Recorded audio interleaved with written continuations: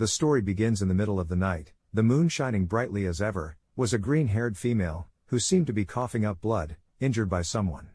Next to her was another pink-haired female who was also worried about her. Senior sister, are you alright? The pink hair's name is Bei Xiaohei of Flower Group, and the green hair's name, Bei Kinger of Flower Group. I'm alright, she replied back. However, the people who were chasing them did not give them a chance to rest, as they surrounded them with no escape. We need to escape from this disaster. The one who was leading was a busty purple-haired girl. Humph, you're still thinking of running away after offending the Empress? You'd better turn yourself in for committing such a grave mistake. A grave mistake? What nonsense! Shouted back Bei Xiaohei and continued as the scene shifted to the afternoon. We participated in your Wuji sect ceremony, and saw you worshipping a person using the ritual of worshipping heaven and earth. Why are they doing this? Are they not afraid that the person will be swallowed by the heavens and earth? Asked the pink hair Bei Xiaohei, which naturally caught everyone's attention, as if she said something taboo. I only asked the question because I was curious, but that made you guys hunt us down. She continued ferociously. Your Wuji sect treats human lives as worthless. It's clearly a demonic sect. Annoyed, the girl with purple hair spoke out sarcastically. You asked a question only out of curiosity? You should know that the person you were discussing is the Empress's master. Hearing that both of the girls from the Flower Group were shocked, the Empress's master? Huh? Could it be? That's right. It's the legendary Demon Supreme. She replied back, and continued, not only is he the master of the Empress, but even the Poison Supreme of the South, and the bloodthirsty assassin of Wangxi City were also taught by him. You dare misspeak that the Demon Supreme will be swallowed by the heavens and earth. Unsheathing her sword, she also added, the Empress has already been kind enough by not wiping out your whole sect. In your next life, mind your own business, and keep your mouth shut. With that she launched herself at them, for an attack, and behind her were her followers also rushing to attack, and seeing them attack, Bei Kinger shouted, Xiaohua, run, I will hold her back. However, before the skirmish could begin, a cracking sound resounded in the sky, crack, and in the next seconds, the lightning that was causing a commotion descended down with great speed and power, which struck in between the fight, stopping the battle. Bang! After everyone stepped back, Bei Kinger asked, what's going on? Has the earth dragon turned over? However, looking up, the people saw that it was not the end of things. Oh, what's happening? At the peak of the mountain, there was a figure of a man in the middle of the storm, who seemed to have just opened his eyes after what seemed to be a long time. His name, Ye Shen, former head of the Zuenti sect. The Mick, who now thought, no breakthrough. The realm is still the same even after 100 years of seclusion, but it looks like the physical body is sanctified. I should be considered immortal now, right? Let's count this as a successful exit. After that he unleashed his aura and power. The seas and mountains below were blown away, his power also reaching the people who were fighting not too long ago, and they could only also be blown away by his terrifying power. Seemingly oblivious to his surroundings, he continued to unleash more of his power, waving his hands to execute some techniques. The techniques which were causing massive destruction everywhere, especially to the purple-haired girl and her subordinates, as they were all sent flying. Wow. Oh, what are you doing? She asked loudly, but there was no response and only mayhem. Realizing that they were at a disadvantage, the girl could only curse. Damn it. There is an expert protecting them, so we must report to the sect leader immediately. Retreat, she shouted, and with that they all ran. On the other side, the one who just caused a commotion was just chuckling to himself. Not bad. The power, this body. Before he could finish his thought, he finally glanced down to look at the aftermath of his own doing, and realizing there were people down there, he suddenly thought, someone's there. Was there someone on the mountain I just cut down? He then panicked. Oh no, I didn't notice them at all. I didn't accidentally hurt anyone, right? I have to confirm quickly. With that he flew down, and seeing him, Bei Xiaohua pointed up at him. Sister, that person is rushing over here. And as he landed, the ground beneath them collapsed and the wind blew ferociously, also affecting the two females. However, with that we got to witness a lovely scene, as the pink-haired grabbed her senior sister's soft pillows. Are you okay? He asked. The scene then shifts to some few minutes later, as he was briefed about their situation. So that's it. So you're saying that you accidentally said the wrong thing, and you were being hunted down by the Wu Yi sect just for that? Nodding their heads, they agreed. Wu Yi sect. The name sounds quite nice. It's very similar to my Zuenji sect, he thought to himself. And the title of Empress that you mentioned is also quite domineering. But no matter how domineering you are, you can't randomly kill someone just because they misspoke. If my disciple Luan Yaner was here, She definitely wouldn't allow such a thing to happen. Bai Xiao jumped to praise. Senior is undoubtedly an expert. Your disciple must be a person of noble character as well. Right, sister. Her sister, however, on the other hand, was looking rather pale as she could only stutter Not waiting any longer, Ye Shen turned to leave. All right, since you're fine, I won't stay any longer. Take care of yourselves. I have something to do. I shall take my leave. With that he kicked the ground and flew away, leaving them speechless. Wow. An expert is an expert after all. He disappeared in an instant. Will we also be this powerful in the future, sister? Sister. Not hearing a response, she glanced at her senior sister, who was now trembling and shaking in fear. Her legs also later gave in and she could not help but fall down. With a shaky voice she repeated what she heard. Luan Yaner. He said his disciple's name is Luan Yaner. Xiaova, did you forget? The Empress hunting us down is also called Luan Yaner. Hearing her, Xiaova also became pale, shifting to our boy Ye Shen, who was oblivious about actually being the demon supreme. He was happily thinking about how his lovely disciples are doing now. A flashback then occurred, as he was being addressed by someone, Master, Master, Master. With the last call he jolted awake. The scenery was one of war, dead bodies and fierce battles. Behind him was a little girl, and other disciples who were worried. The little girl then asked Ye Shen, her master, if he was really going to abandon them and enter seclusion. Laughing he replied, "Don't worry, your master has already killed all the rebels. In the next 100 years, no one will dare to offend my Xuanji sect easily. Everyone doesn't have to be afraid." However, he was interrupted by the little Empress, who shouted, "No," and with tears in her eyes continued, "I don't want the master to leave." However, he was not going to change his mind as he also shouted, "Stop it. I exhausted all of my skills just so that all of you can live peacefully in the future. But master won't be able to protect you forever, understood? Xuanji sect, heed my command." With that the other disciples all knelt on the floor to listen to his commands. From this day forth, all disciples of my sect must calm their hearts and focus on honing their skills. During my 100 years of seclusion, restore the sect to its former glory. Indeed, returning to the present, the sect seemed to be thriving, which naturally impressed Ye Shen. Oh, in just 100 years, the spiritual vein in the sect's spiritual mountain has been revived. How interesting. I'll go down and take a look. Arriving at the front gate, the people around him seemed to be startled by his appearance and his outfit. Hey, oh heavens, this outfit.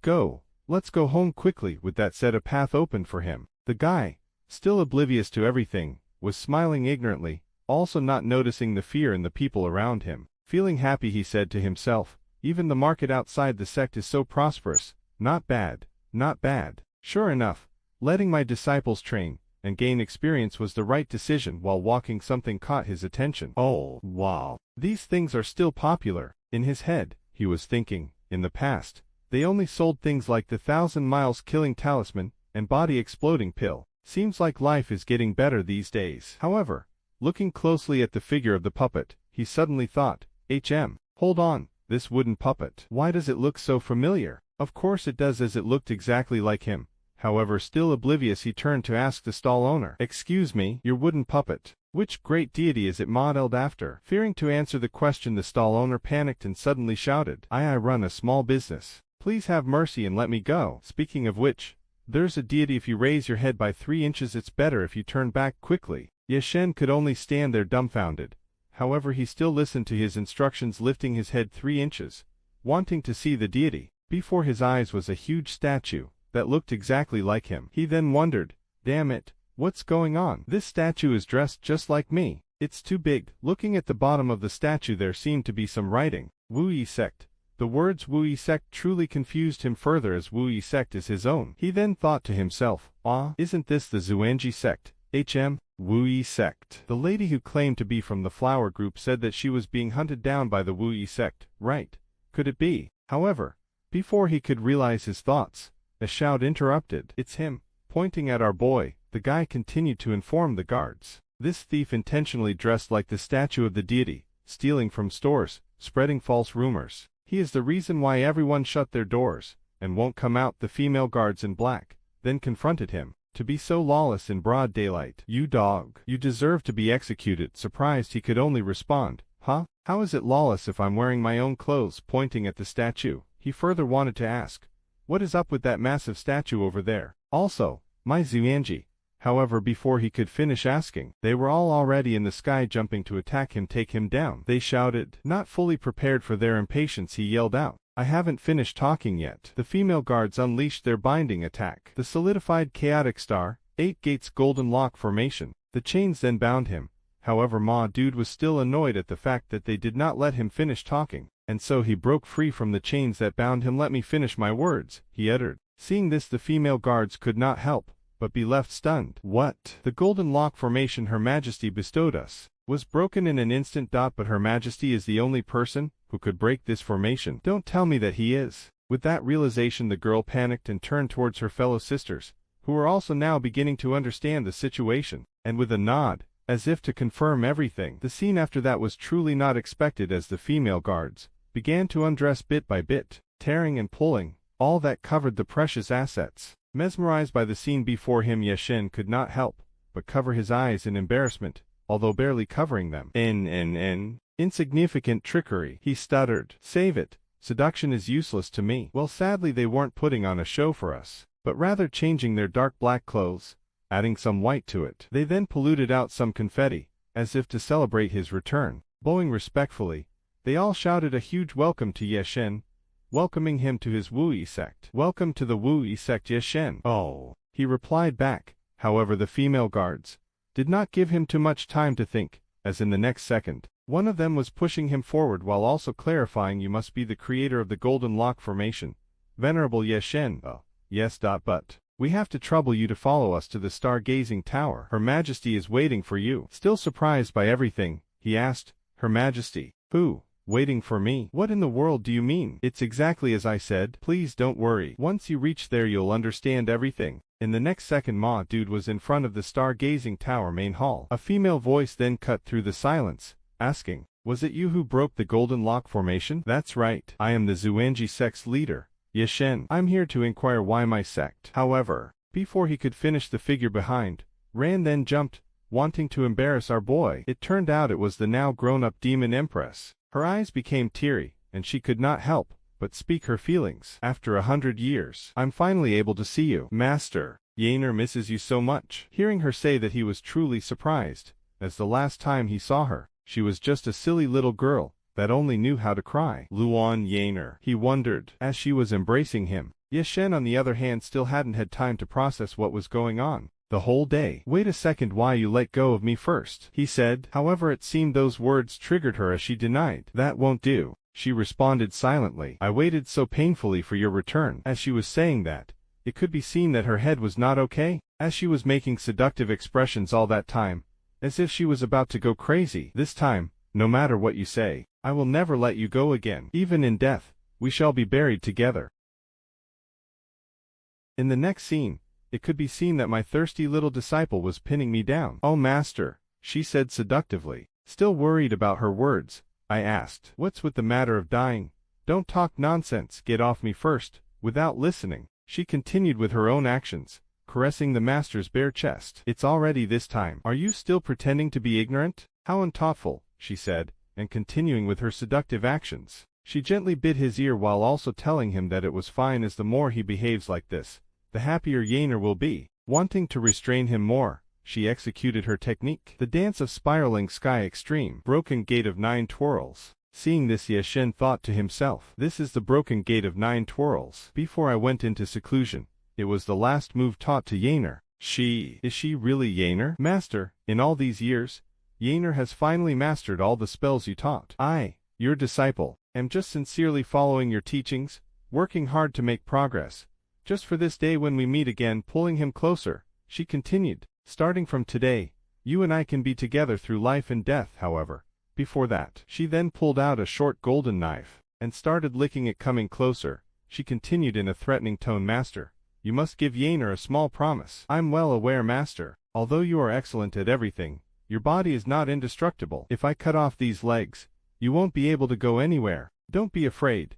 It will only hurt for a second. After that will be eternal happiness." With that said, she then raised the short knife in the air, aiming to strike his leg, and upon impact it could be seen that he was not affected at all, which naturally stunned the disciple. "Hey, what's happening? It can't be chopped off." "Impossible." Trying to convince herself, she kind of laughed nervously. "Ha ha ha. I'll do it seriously this time. In her head she thought, this is a sharp blade made of meteorite. I must be not used enough force. After some silence and tolerance of her actions, Ye Shen finally spoke up. This attitude of never giving up until the goal is achieved is indeed Yaner's style. My disciple is so diligent. How can I not make progress as your master? With that said, he broke out of her bondages with a powerful attack, blasting her backwards with the destruction-style running web. Trying to look cool after his attack, he continued to say that even after 100 years, a master is still a master, and in his heart, Yaner will always be his lovely disciple. As he said that, he looked at his disciple's appearance, and he instantly became petrified,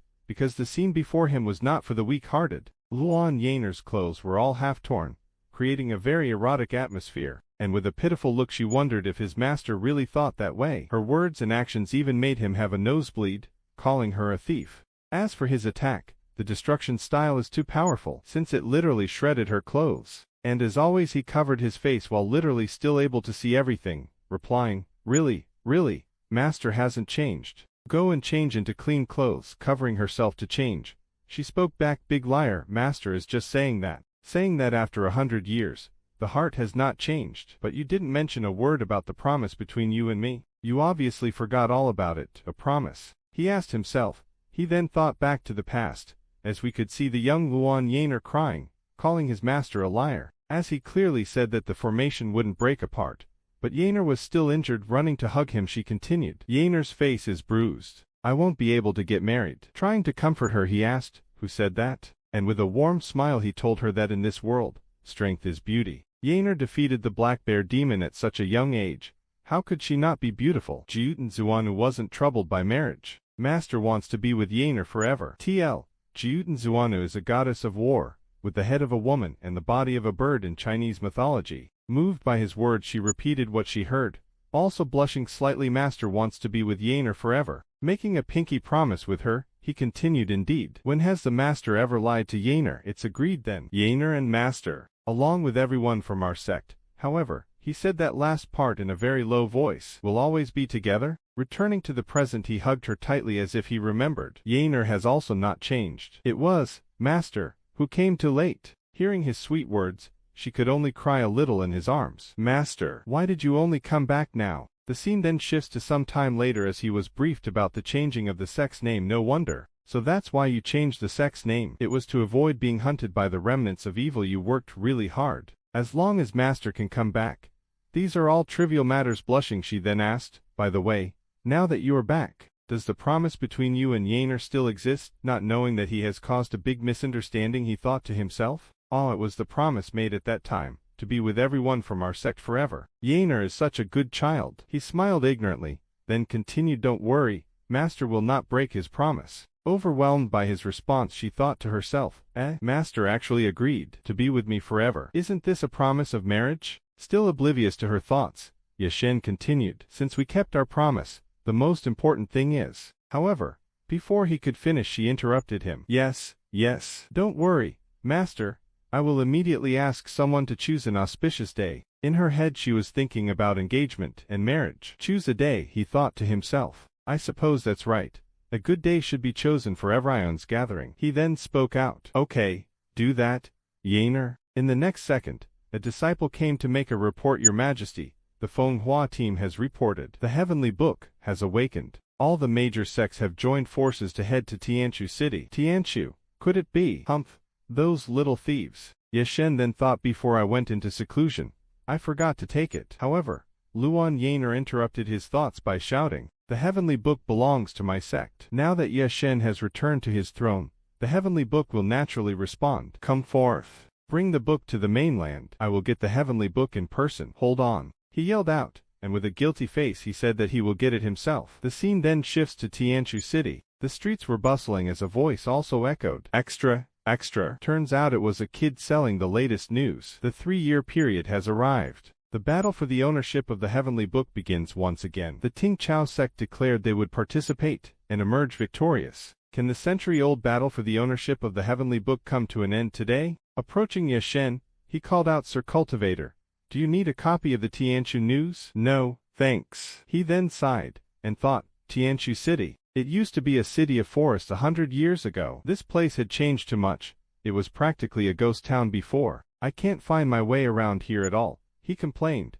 However, in his pocket was a paper crane that was used for guiding. The voice of Luan Yaner could be heard from the paper crane as it explained. With little Yaner in charge, you won't have any trouble navigating around the mainland. Please turn right at the intersection. Yeshen, on the other hand, was relieved, thinking, fortunately, Yaner made this paper spirit to guide me. Yaner, you said an attendant would hand it over to me, but I'm here to take back my own property, so I shouldn't need an attendant to hand it to me, right? Okay? Answering Master's question about the attendant, Yaner then began explaining to him. During your seclusion, the heavenly book was temporarily stored in this city, causing constant disputes among various families. At that time, the Xuanji sect was weak and unable to recover the heavenly book. Yaner took advantage of that and advertised the wonders of the heavenly book to the world, causing cultivators all over the world to fight a bloody battle over it. By doing that, not only were the various factions in the world distracted from targeting our sect, but the evil parties that fought over the heavenly book were also recorded, so that's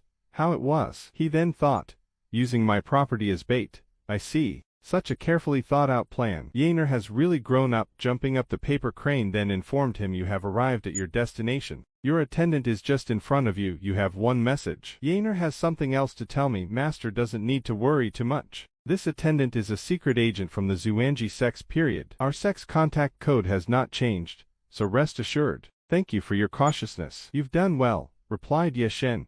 However, she was not done, and continued with a threatening tone. Additionally, after you take back the heavenly book, you must return immediately. Do you understand? There's more. You must not even glance at other girls while you're outside. Oh. The moment I think of this, I can't help but be furious. While saying that, the paper crane caught fire and disappeared. Stunned by her words, he could only wonder. Hey, Yaner, honestly, this little child overthinks everything. How could Master have any room left in his heart to do that? Looking to his side, he saw someone who caught his attention. The particular person was a busty female fortune teller, who seemed to be inhaling some noodles. Oh, it must be that person. That person is my attendant, he thought to himself. Approaching the lady, he called for her attention. Excuse me, may I ask for your name? Looking up at his figure, she thought, oh, it's the great master. Thinking he was a customer, she placed her noodles on the table, and jumped up to introduce herself, and truly we saw her clearly in full view, hiding her soft monster with bandages. My surname is Xiao. I am Xiao Qiao. People call me Little Yanton. I am not very talented, but I have some knowledge of the art of deduction, whether it's seeking marriage or divination for the future. You ask, I answer. Standing close, she silently said she could also help find lost items like mistaken romantic debt, she whispered, not knowing she has caused a huge misunderstanding. Yeshen on the other side was obliviously thinking, finding lost items. She must be talking about the heavenly book. She is the attendant that Yaner appointed. No mistaking it. But just in case, I should still say the code with that. He whispered a word code to her. The King of Heaven overpowers the Tiger of Earth. Hearing his words, she nervously responded. Ah, why are you ducking? 250, okay? It's a match, he said inwardly. However, the fortune teller lady shooed him away. Go. Don't interfere with my business. She also thought, alas, he's just a fool. His good looks are in vain. Surprised at first by her ignoring the secret code, he calmed down and thought, the code really is professional. Retreating in order to advance, testing me again and again. He then continued, the secret code. If we were not family, we wouldn't live under the same roof. You don't need to worry too much. Not understanding his words, she became infuriated and slammed her fist on the table. How? Who is part of your family, and who are you calling an idiot? If you're not right in the head, then see a doctor. Don't. However, before she could finish her words, he held her shoulder, and with a little force, sat her down back on her chair and uttered, I really am looking for a lost item, meaning the heavenly book. On the other hand, however, after touching her, the female fortune teller felt a huge surge amount of energy penetrating her, giving her the feeling of her clothes being all torn up. This feeling is, my body feels on fire. It feels like thick honey is inside. The moment he touched me, the years of loneliness of my inner elixir, it's so overwhelming, ready to come out. The only one who can make my innate inner elixir react like this. There's no mistake, this person is my destined dual cultivator, she thought to herself. Unaware of her feelings, he worriedly asked, Hey, why do you look so unwell? Did I use too much force? He wondered. I should treat Yaner's people with courtesy. Overwhelmed by his touch and energy, she suddenly grabbed his hand and replied, saying the secret code she heard from him. Yes. The King of Heaven overpowers the Tiger of Earth. I am the idiot. I've been waiting for you for a long time. A lost item, was it? I'll take you to it. In her head, however, she was thinking about how she can't let him go, and then led the way for him. Let's not delay. Please follow me, lead the way. Nearby, however, was the real attendant who was supposed to meet with, as he then wondered, didn't the Empress secretly command me to be here to assist the person from her palace? Where is he? Seconds later, the scene shifted to the Tianchu conference, at an arena where the battle for the ages will occur. The crowd was also causing a commotion. Oh shit! Ting Chu sect leader, Wei Tianheng. His strength cannot be underestimated. Could it be that the heavenly book will be taken by him? It's hard to say. Arriving at the arena, Ye Shen worriedly asked, "Why are there so many people here?" "That's normal. Look, what you wanted to find is up on that stage, right? Sir Cultivator, I see that you are quite powerful. You must be here for the heavenly book as well." Above the stage was a wooden box that had the book that everyone was fighting for, with two men in particular, who seemed to be the most powerful. She then continued, "It's rumored that whoever obtains the heavenly book obtains the mainland. Daring young men, who doesn't want to be a hero. But if you want to awaken the book, other than having good luck, you must also be recognized by the Lord of Tianshu City. This is the reason for the constant fighting on stage. But in my opinion, you are no worse than the sect leader of the Ting Chao sect. If you want to obtain the heavenly book, one can help you, as long as you dual cultivate." However, before she could finish her lustful ideas, she realized that the person she thought she was talking to was not even present next to her. "Hey, where did he go?" Someone next to her then shouted. "Hey, did something fly up there?" "Ahead. Look ahead." Turns out the one who was causing a commotion was our boy Ye Shen, who was walking up the stage. And seeing him go up, the crowd got riled up. Someone went up there. Even the fortune teller Xiao Qiao shouted in panic, "What are you doing?" Right now, whether it's Wei Tianheng or City Lord Zhang Zisheng, you can't afford to offend any of them. Ma Dude, however, just strode in there like it was his own backyard, and headed straight to the heavenly book. Seeing him, the two big shots panicked, and one of them, who was hot-headed, immediately rushed towards him. Feeling the killing intent behind him, Ye Shen thought to himself, "I should take the book and leave before things get messy." The hot-headed man Wei Tianheng shouted, "You shameless brat! You want to take advantage of the fight and steal my treasure." At this point the rage could be seen in his eyes, as they glowing red, veins popping out. "I will kill you." Watching this, the female fortune teller screamed in fright. Oh no. A story was then told, dating back to 100 years ago, after the fall of Xuanji sect. A civil war broke out in the Canyuan continent, but the Ting Chao sect, which was originally weak, suddenly had a genius appearing out of nowhere. He mastered various skills and martial arts, and stood unmatched in the world, and this genius was none other than Wei Tianheng. Returning to the present, the dude was throwing a powerful punch. Worried, the girl could only cry out for him to get out of the way. It was too late, however, as the attack landed, creating a loud boom. Feeling the power behind the attack too strong, some commented, "Damn, the fifth style of the punch of disintegration. Wei Tianheng must be really furious. That brat is too cocky. TSK. He's killing a chicken to scare the monkeys. Don't you understand? TL. Killing a chicken to scare the monkeys means making an example out of someone in order to threaten others. Wei Tianheng is so powerful. Who dares go on stage and fight for the heavenly book?" In her head, the fortune teller girl thought to herself that the situation is really troublesome. Wanting to act on her thoughts, she still reinforced her decision, saying, "How Wei Tianheng is extremely narrow-minded, so Ye Shen is really unlucky, as he won't be let off easily now. I should hurry and save him." Returning to the fight, could be seen that our boy Ye Shen was not even affected by the attack, as he appeared from the smoke, which naturally shocked the guy Wei Tianheng. "Oh, is this way of greeting someone trending right now?" Regaining his thoughts, Wei Tianheng thought, "How could he block my punch? Where did he even come from?" "Well, from the back," the city lord snorted. "Humph. Wei Tianheng, don't blame me for not reminding you. What kind of cultivator would come unprepared to fight for the heavenly book? I advise you to go all out, or else you'll be in trouble." "Huh? You want me to go all out?" Charging up his attack, he aggressively shouted. "The only thing that I fear is the underworld not wanting to accept his soul." In the next second, he let out a barrage of punches. Punch of disintegration.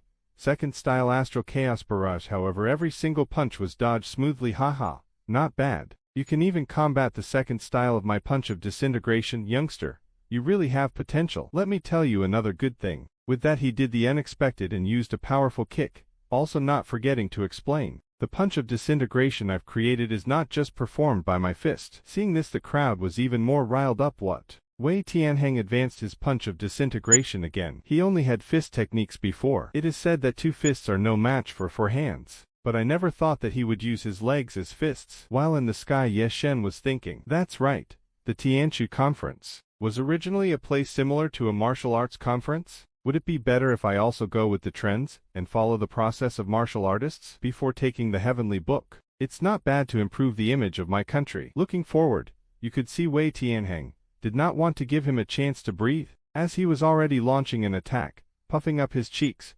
well-mouthed cheeks, just for confirmation. The attack successfully landed, which pushed him down to the stage. However, Ye Shen took the blow like a simple pat in the head, as he easily landed on the stage. However, half of his legs were stuck in the concrete floor because of the force. Aha! TSK, that was a close call. My shoes aren't scratched, right? Before he could wonder any further, Wei Tianheng shouted, I'm not done yet. Punch of disintegration, second style extreme, 1 punch neck strike. The technique required him to use his thumb, and struck him on the back of his head, making the floor collapse. Wanting to finish him off some more, he raised his leg up, saying, since you still dare to stand on the stage, allow me to perform one more style for you, and send you to your death. His kicking technique, the punch of disintegration, first style never-ending stream. After his final blow, he stepped back to witness his artistry, causing him to laugh with joy, thinking he had won. Haha, success. No one will disturb me anymore. Let's resume our discussion on the heavenly book. As long as you nod,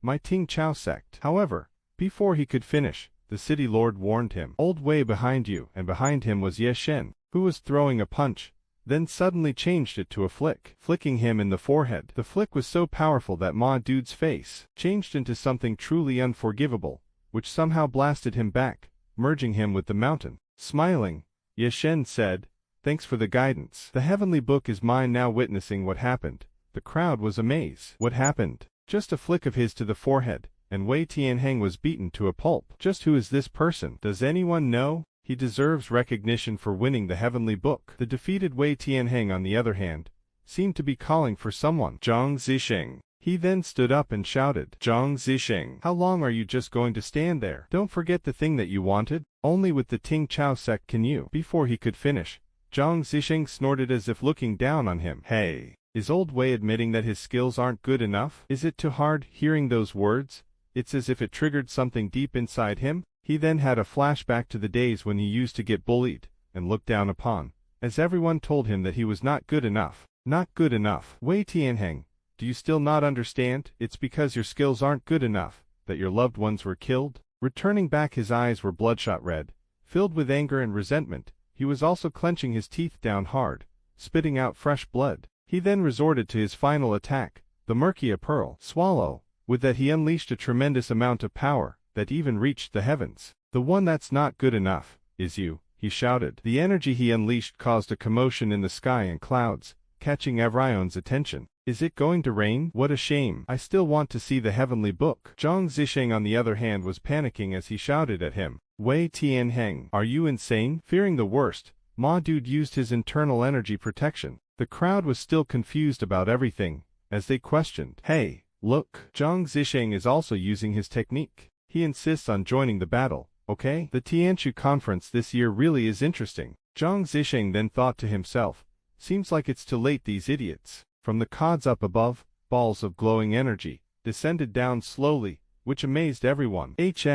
What are these? So pretty. One ball even landed on one of the girl's chest, which amazed her. It fell in. However, in the next second, the ball glowed brightly, as if to explode, and it indeed did, as all the balls that descended exploded one by one. Run! They shouted in fear, and while they were all running, they wondered, what's happening? They're exploding. Oh. The female fortune teller was also scared of what was happening. My God. Wei Tianheng, that old guy, he actually catalyzed the murky pearls and triggered thunder. After just half an hour, an area of 100 miles can be completely scorched. That brat, he is completely doomed. Changing scenes to Ye Shen, who had some blood stains from the fight, thought out loud. Thunder. He then pushed aside the thunder like it was nothing.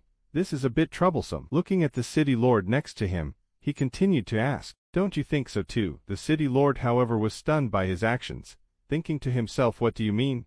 Don't you think so too? This is the type of thunder That is enough to peel off your skin just from one touch, but this brat just gently flicked away the thunder. Back to Ye Shen, who was worried. Oh no, my sleeve was burned. That's all. It's not too big of a problem. Looking above at the chaotic scene, he thought about how to eradicate the source. What a great opportunity to try out my physical body. As he was preparing to attack the thunder, huge soft objects rushed towards him, and those soft objects belonged to the female fortune teller, who came rushing in to embrace Ye Shen as if trying to rescue the beauty. No, you can't just die like this, she yelled out. Are you alright? Why are you trying to play hero? You still need me to rescue you in the end. Being suffocated by the soft pillows, he could only utter small phrases. No, that's not. Meanwhile, our boy was thinking to himself, what kind of rescuing is this? Before we could witness anything more, a flashback of the busty female fortune teller was shown, as she was kneeling down before a statue. The statue with a powerful voice uttered, "Xiao Qiao Qiao, your time is up. If you still don't act, you should know the consequence." Back to the present, Xiao Kaiqiao thought to herself, there's no time. If I miss out on this opportunity, I might not have another chance to succeed. With that, she whipped out a talisman, and threw it to Ye Shen's forehead, instructing, don't move. This teleportation talisman can only be used once, and I only have 3 left. Placing one on her forehead, she continued, no matter how great the heavenly book is it really worth your life, you idiot? However, before she could finish, the lightning struck down with tremendous speed, catching her off guard. Oh no. Closing her eyes, she lamented, the talisman has been burnt, I can't leave. Seeing her demise, Ye Shen rushed in to save her. Holding her firmly, he told her that she was the idiot. The lightning then struck both of them, smoke enveloping them. The surrounding people screamed in pain. Ah, my leg, ah, I can't run away. Someone, save me. Looking down at the destruction he caused, Wei Tianheng felt delighted and could not help but celebrate, laughing maniacally. Haha. Success, I've succeeded. I can control the heavens. The heavenly book is mine. The ones who are inferior are you people. Before he could finish his victory speech, a small piece of stone hit his head, pow, which naturally made him look disdainfully at the one who threw it, and from the smoke a voice resounded. The Ting Chao sect really is powerful. Being able to summon thunder truly isn't something any ordinary person can do. But, is this? Can you hear all the other cries within the thunder? From the background it could be heard that the people struck by the lightning were all in pain. Boo, who save me? It hurts so much. Ye Shen then continued, you're treating other people's lives as nothing just for the heavenly book. Is it worth it not wanting to be scolded? Wei Tianheng snorted. TSK. With that he made hand gestures to conjure more strength, and said, the winner is the king and the loser is the bandit. I have no regrets. Punch of disintegration. Style 0 thunder control. However, before he unleashed his move, our boy Ye Shen was not gonna let him cook, but got cooked instead with a punch on his loud mouth, almost snapping his head off. He then followed up with another punch. Okay, then I have the final say here. And out of nowhere he raised his hand up, summoning the heavenly book. He declared how the heavenly book was originally his property. With his touch the heavenly book began to shine brightly, bathing everyone with a golden light. The book then transformed into a scroll. Within the scroll, a small little spirit greeted him lovingly as he positively responded back. Long time no see, old friend. Come and lend me a helping hand. With that he executed the heavenly canvas deception, life and death amnesia. From the scroll appeared green, colored lights of energy that descended upon the injured people below, who were stunned upon witnessing the miracle before their eyes. Huh, did the thunder stop? Something is falling down. In the next seconds, the green lights began healing all their injuries, to everyone's delight, and they all could not help but exclaim with joy, my mom woke up. My leg is healed. The city lord was also speechless at this point. From above Ye Shen spoke out. This is a blessing given by the heavenly book. Wei Tianheng has really lost the youngster who took the heavenly book. Who is he? They all wondered. Flying down, the sight of the busty Xiao Qiao lying passed out while her soft monsters were on show caught his attention. How this woman? Why hasn't she woken up? That's not right. Could it be that she has no heartbeat anymore? Leaning down to try and help, he could not help but be amazed by the sight of her huge soft monsters. Then again, so big, cough. Now's not the time to think about these things. Saving people comes first. This is one of Yaner's people. Excuse me, Akem. I remember the heart is on the left side. Touching the big soft heart, he really thought, huh? She really has no heartbeat. Turns out she was just faking it, as in her head she was correcting him, thinking my heart is on the right side. Oh God, this is too embarrassing. I went on stage and exclaimed that I would save him, but the one who was saved was me. I'm too embarrassed to be awake. Picking her up he spoke. This isn't good. I should first find a secluded place to take a closer look. Inwardly the girl was worried about hearing that. What? A secluded place? Then we can dual cultivate while we're at it, right? It's a win-win. From the back, it could be seen that the city lord wanted to say something to him, thinking, I never thought that it would be a youngster who would end up getting the heavenly book. Father, you, finally he shouted. Sir Cultivator, please. However, someone that looked like him interrupted. City lord, weren't you supposed to attend to the Empress people for me? Why are you only showing up now? Ripping off the mask, the double added. I was just about to tell you this. He then informed him silently in a whisper. Hearing everything, he finally shouted to Ye Shen to stop him. Nobleman, please halt. After a tiring chase he caught up to Ye Shen. Are you above the 9 heavens and 10 abysses, invincible as a thunderbolt? The one who spans the 4 seas and sweeps across the 8 wastelands. The Wui Demon Supreme. Still not used to the title, Ma Dude was stunned. How? You have the wrong person. Don't worry, my lips are sealed. No, you. Suddenly the city lord knelt down and informed him. I have respected your name, senior. I am your junior, Zhang Zisheng, the son of Zhang Kong. Hearing the name, it seemed it caught Ye Shen's attention. The girl also wondered what was going on. Shifting to a few minutes later at Zhang Mansion courtyard, someone seemed to be leading another. Mr. Huchun is here. Please follow me this way. The old man then asked, how is the condition of the injured person now? The little girl who was leading the way for him then responded, I'm ashamed to say this, but the doctors have already tried everything they can, but she still hasn't woken up. Stroking his beard, the old man wondered once more. I heard that this female cultivator is a companion of the owner of the heavenly book. That's right. At the conference, she protected the owner of the heavenly book with her life. That's how she got seriously injured by the Ting Chao sect. Our master is very anxious. He is in the parlor awaiting your good news. Please come inside and take a look. Upon entering the room, the patient could not be seen, which naturally stunned the people. How? Where'd she go? Turns out the runaway patient was our busty fortune teller Xiao Chiao, who was panting heavily at the moment, hiding from the little girl and the old doctor, who were panicking. Sir, please wait. I'll go find her. Still hiding, Xiao thought out loud. Damn, he even asked for Mr. Huchun to come. Zhang Zicheng is truly being excessive. Thankfully, I ran away fast enough, otherwise I would have been exposed, she whispered, then continued with her inner monologue. I thought that if I pretended to be unconscious, that brat would take care of me himself. That way, I could naturally get more information. But he just turned around and left with Zhang Zicheng. I really don't understand. Love the fragrance and cherish the jade. TL. This idiom means a guy should treat a lady tenderly and with care. Pulling out her trusty talisman out of her soft pillows, she continued. I see. Plotting behind my back, are you? I won't allow you to do as you wish. With that she activated her tracking technique and followed the talisman, which stopped at a certain door. Oh, and as it has done its job, it burned up into flames. Here it is.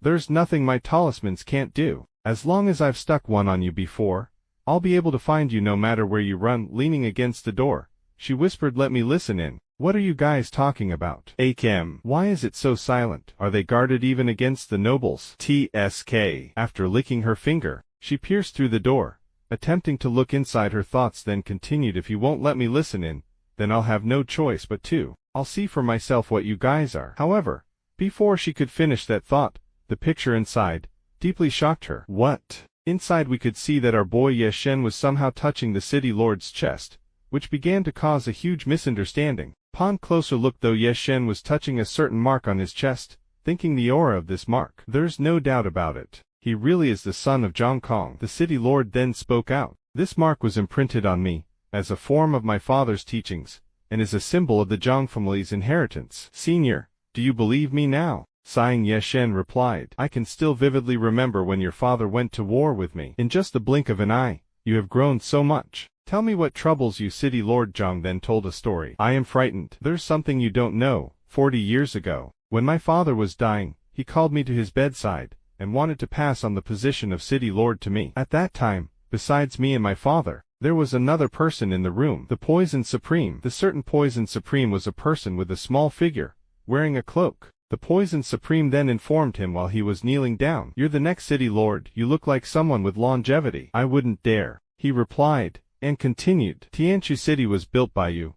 I am but a son taking the place of his father, and acting as the City Lord. Such obedience. No wonder Zhang Kong was so fond of you. Let's keep this short, then. In addition to taking care of the heavenly book, I also want you to pass on a message for me. Shifting slightly, we could almost see the face of the Poison Supreme, who seemed young and had purple hair. She then continued, when the heavenly book recognizes its master, please tell the owner of the book to bring the book and quickly come to Feudy Cave. My dear master. However, while doing her impression, the city lord continued, you have to keep it a secret from senior sister. TL. The senior sister here is referring to Yaner. He then made kissing sounds, choo-choo. Naturally the scene was disgusting. Feeling super uncomfortable, Yeshen tried to confirm. The Poison Supreme you're talking about, could it be? That's right. She is your third disciple, Luin. The Poison Supreme has occupied the southern part of the mainland and has long been an overlord of the world. Hearing that, Yeshen confirmed his thoughts. I knew it. My promising disciples really are outdoing each other. Even the third, with the lowest talent, has become a big shot. But, then again, Fusion Cave. TL, Feudy Cave, and Fusion Cave are referring to the same place as an idiom. Both mean a place where gods live or a place for cultivation. Wasn't that the barren mountain, where I grew elixirs with my third disciple, and she wants me to go without Yaner finding out? Why do I have to keep this a secret? He thought secretly. The city lord then knelt down and called for his attention. Senior. Seeing that, Yeshen became curious. Little Zhang, what are you doing? Still kneeling down, he said. Originally, the position of city lord wouldn't have been passed on to me so early. After all, it was my father's lifelong wish to welcome the owner of the heavenly book in person. He cultivated hard every day, but I never thought that he'd overdo it one day. At this point he was crying, continuing, I know I shouldn't bother my senior with such trivial matters, but I beg you, please help. Without saying much, he patted his head and continued, Little Zhang, your father and I have a lifelong friendship. How could I just ignore that? Where is he now? No. My father is currently in a deep sleep. In the Kunlun Mountains. It's far away. TL. Kunlun Mountain is one of the longest mountains in Asia. Please go to the place the Poison Supreme mentioned first. You truly are. Xiao Qiao on the other hand was truly going crazy. Thinking Yeshen was a pervert, she also thought to herself, I misunderstood. It was a lie that Zhang Zisheng needed to talk to him in secret. It was just an excuse for them to engage in homosexual activities. I completely misunderstood him. That's why they needed me out of the way, so they could have a private meeting here. You can't blame her though, as from her perspective it seemed that Yeshen was getting his little Shen blown off. Feeling dejected, she spoke out. I have waited so long for this great opportunity. Are you kidding me? Barging in the door, she still shouted. Are you kidding me? With her noisy entrance, both of them turned immediately towards her direction. Still thinking about the worst, she yelled out, who the fuck wants to share with a man? Don't even think about it. With that she used her trusty talisman, and used it on our boy Yeshen, creating a loud bang. Still in hero pose after the smoke faded, she smiled slyly with delight. No matter how powerful you are, if you take even a small whiff of my specially crafted sleeping pill, you won't be able to do anything but fall to the floor and leave yourself vulnerable. At this point Xiao was feeling unhinged, and with a cunning smile continued to say, such a high-quality masculine man. Of course, I should have it all to myself. Hey. On the side, the heavenly book, or scroll, was rolling on the floor and suddenly opened, which immediately caught all her attention, as it was glowing brightly. Hey. Suddenly from the scroll appeared seductive looking women who all rushed towards her, as if to enchant her. Aquu. She panicked. As they bound her tightly, she kept thinking, this. Something like this is in the heavenly book. The book is tying me up. I can't breathe. Suddenly beams of light emitted from the book in a circular motion. The color. Looking closely at it, her eyes lost focus and started being entranced. What is happening? With the scroll done with its job, the glowing stopped, and Xiao slammed down on top of our boy, and she started acting super weird, as if possessed, although she was always thirsty. This time her actions were truly super seductive. Seconds later Yeshen seemed to regain consciousness. I'm dizzy. Is this smell? An alcoholic elixir. Slowly opening his eyes, two huge soft pillows greeted him with a smile, as they slowly caressed his face. He then wondered, why does it also have a bit of a slippery and soft feel? Texture. With that he hastily opened his eyes, and the sight before him was truly shocking as the girl was hanging over her, looking rather hungry and thirsty for some human soup. Surprised, he wondered, what are you doing? This still looking at her seductive look, he still thought, what is going on? Pushing her back, he immediately exclaimed, don't come any closer. Wanting to understand better, he thought, calm down and remember. Thinking back to the moment he passed out, he said, before I passed out, I remember that she broke in and said some random things. There was nothing out of the ordinary at that time. so something must be happened later. Returning back, the girl clinged to her further, which stunned him. Why is she pushing against me again? Suddenly she grabbed his neck, and started acting weird, not forgetting to also gently kiss his neck as all this was happening. Ma Dud's mind was racing, wondering, is she smelling me? While sniffing at him seductively, he jumped in fright and embarrassment, mumbling incoherent words, and finally he shouted, "Stop!" Pinching her cheeks, he still continued, "Stop it." However, the possessed girl didn't care one bit as she suddenly grabbed his hand, then slowly sucked on his finger. While doing that, as he looked her in the eyes, Ma Dude suddenly wondered, does she want me to touch her? Finally figuring out something, he wondered, could it be? Looking at the scroll book next to him, he confirmed his speculation. No wonder. The book is open. Placing his finger in front of her, he instructed, "Behave," as if she was a dog, and it was with purpose. As she again jumped at him, with her tongue hanging internally, he thought, the worst-case scenario is happening.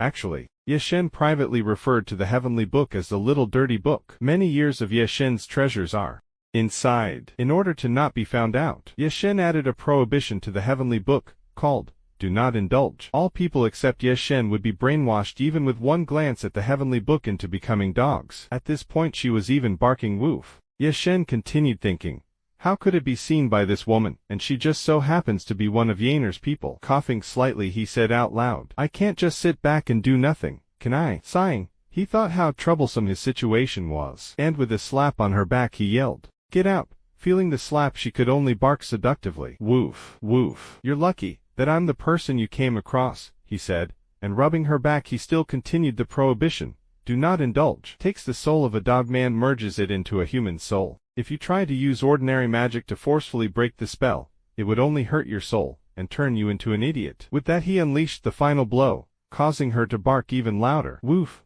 Grabbing the spirit that possessed her, he uttered, "Only by removing the dog's soul separately can you safely return to normal." Feeling the extreme pain, she barked more. Woof. Woof then suddenly passed out as she laid down sprawled on the floor with green energy surrounding her. He sighed in relief. "Few success. No one else sleeps like this. Since you've suffered a lot, let the heavenly book bless you with good dreams. After you wake up, the curse should be completely broken. On account of me helping her once she wakes up, she should keep my secret, right? The contents of the heavenly book, keep it a secret." He then thought about the time Zhang Zisheng was impersonating his disciple, the Poison Supreme, who said the book must be brought to the Futy Cave. "I should make a trip to Fusion Cave. That'd be for the better. I should leave quickly while these two are still asleep. It'll save me the trouble of explaining." As he tried to leave, the unconscious girl grabbed his clothes. He then wondered, is she awake? However, the girl was sleep-talking, as she uttered, "Master." Hearing that, he hesitated, and the sleeping girl continued, "Please wait. Chow Chow will be good. I will definitely protect you. Can you please enjoy the lanterns with me, Master? Chow Chow doesn't want to be alone." At this point the girl's eyes were watery, causing him to wipe it gently. He then sighed, "I'll wait for her to wake up before leaving. How come I fell asleep? Where is my senior City Lord Zhang? Has been completely forgotten." The scene then shifts to the demon Empress disciple, who was sharply asking, "And then what? Is this the reason why the Supreme wasn't invited back?" Bowing nervously, the subordinate responded. When this humble servant rushed to get there, the Supreme had already left the city. The senior sister next to the demon Empress shouted, "How could he leave without saying goodbye? Could it be that you teamed up with Zhang Zisheng and tricked the Supreme into going somewhere else instead?" Banging her head, she pleaded, "That's not the case." This humble servant heard that there was a female cultivator who risked her life to save the Supreme and fell into a coma. Getting up, the Empress interjected, "Zhang Zicheng,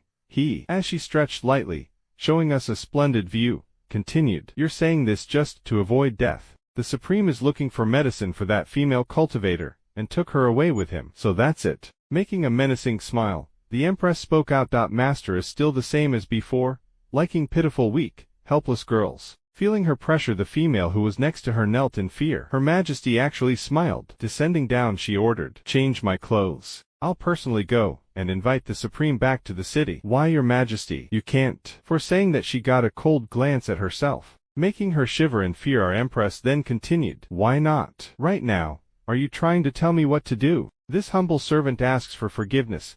That's not what this humble servant meant. It's just that, the current situation." Singing at her words, she replied, "I know. The Blood River Elder has already become a strong person in the life and death realm, and has begun recruiting troops in the north. I'm afraid ill intentions against our sect are hidden in his plans. Therefore I cannot leave the city. Making a reluctant face, she ordered, "Come out." The one called out was the T General, Zia Chun, a busty female cat beast, who was striding in with great momentum. This general obeys the master. General, please bring the Supreme back in my stead. In addition to that, I want you to spread a message. Don't worry, Your Majesty. The Canyuan continent is just one place. Where can the Supreme go? TL. She means the continent is not so big that she can find the MC. Returning to our, it could be seen he was speechless because of something, mainly the now conscious Xiao Xiao Xiao, who was wondering, "Oh, where am I? What's happening?" It seemed that our boy was using a tool to make himself invisible, also wondering, why is this girl so annoying? In order to get rid of her, I had to use the hiding skill of the heavenly book. But why did she come along anyway? While he was thinking, the girl seemed to sniff out his presence. TSK, that's not right. The smell is still around here. Hearing that, he wondered even more. Wasn't this all over after our separation? Is she still a dog? Nothing I can do about it, she said, and pulling out her trusty talismans, she threw them in the air, while thinking, although the pathfinding talisman is valuable, if it's used on you, it won't be considered a waste. Today I'll find you for sure. Hearing that, Ma Dude could not help but get annoyed, thinking, is it still not over? With that, he revealed to the girl that he was still around by destroying her talismans. However, he was still invisible, and with excitement she turned her head to inquire, "Dear cultivator, so you were indeed here, you." Not seeing him, she became quiet once more, while Ye Shen was thinking, now, you won't be able to find me anymore. Then again, it should be Yaner, who wants her to follow me so closely. But no matter what the reason is, I can't take her to Fusion Cave with me. Forgive me. As he was about to depart, the girl with a somber mood asked, "So, do you hate me?" Hearing that, he hesitated a bit, and the girl continued, "Forgive me. I rashly stepped onto the arena during the Tianshu conference, and caused you a lot of trouble, but I really wanted to save you. No, actually, I wanted to save you even if I died." Her actions truly surprised him, as he could only listen to her heartfelt words. Actually, still a little hesitant to tell her secrets, she gathered the courage and spoke out. "Oh, my time is limited, but I have one long cherished wish I want to fulfill before I die. I've tried many times, and now I'm convinced that you're the only one who can help me. You. It's okay to laugh at me for being worthless or not respecting myself. I will work for nothing. Laugh all you want. Before you nod and agree to help me, I won't give up." Still not hearing a response from him, she became anxious. "Please," she pleaded, and with tears in her eyes screamed from the bottom of her heart, "Please take me with you, and help me. Just treat me like a pitiful dog. I'm willing to do anything." After hearing that, Ma Dude could not help but take a deep sigh, and finally revealed himself. Seeing that, she immediately smiled with joy. He showed up. "That's great." After wiping her tears, continued, "Thank you so much. I promise not to cause you any trouble." "Right. You like dogs, right? No need for the heavenly book, one can pretend." Thinking she convinced him, she became very happy. "That's good, he's happy, and willing to help me. That's good. Now, Master can be saved." Suddenly, out of nowhere, a blade knife was plunged right into the middle of her chest, making her very surprised, and later spat out blood. Falling unconscious, she could only utter her words softly. What? Why is it like this?" Seeing her fall out of nowhere, Ma Dude was caught off guard. What happened? Why did this girl start to talk, and then suddenly passed out? From his perspective though, Xiao Qiao Qiao was just rolling around the ground as if having a nightmare. Feeling something was wrong, he suddenly turned around, wondering, is there something that is coming this way? Out of nowhere, our great demon Empress appeared in all her glory, and called out to our boy Master. After seeing her, I was truly surprised. "Yaner, Master, why didn't you keep our promise? Didn't you agree that you'd come back immediately once you've retrieved the heavenly book? How could you go back on your word again?" "It's not like that," he replied back. "It's not that I didn't want to go back. It's just," before he could finish, she continued, "you could have at least written a letter to me. Could it be that, in Master's eyes, I'm not even worth thinking about?" Finally, about to say something, he opened his mouth to speak in a very indifferent tone. "That's right, you're not worth thinking about." With that, he slashed her in half and explained, "Because you're not Yaner." With that slash, the ghost energy vanished into thin air. As expected, it was a temptress. We then get informed about the temptress, a mid-level spirit on the Canyuan continent. They feed on the agitated emotions of cultivators. They often use illusions to disguise themselves as people close to their targets, waiting for the right opportunity to sneak into their minds. They keep up their illusions until their targets are completely sucked dry. That woman most likely fainted due to the temptress tricks. But nighttime is the best opportunity for these temptresses to manipulate their illusions. Why would they show themselves during the day? Also, when in their illusionary state, they usually don't have a physical form. However, it touched me just now. Suddenly something caught his attention. A Xiao, who was lying on the floor, was about to be assaulted by multiple ghost hands. Oh no. With that he unleashed his move, the golden light invisibility retreat, to disciple all the ghost energy. Something's not right. I clearly formed a seal to block the temptress, but she looks even more miserable. Could it be that she's close to being completely eroded? We then shift into Xiao, who is having nightmares about her past, due to the temptress. In the memory she was seen playing with some stones as a child. Little sheep, bao candied halls, bouncing around. Row by row, string by string. Have a taste for a smile on your face. Big brother, big sister, do you want a candied haul? Turns out she was going crazy as she was talking to dead corpses. It's no use, she says.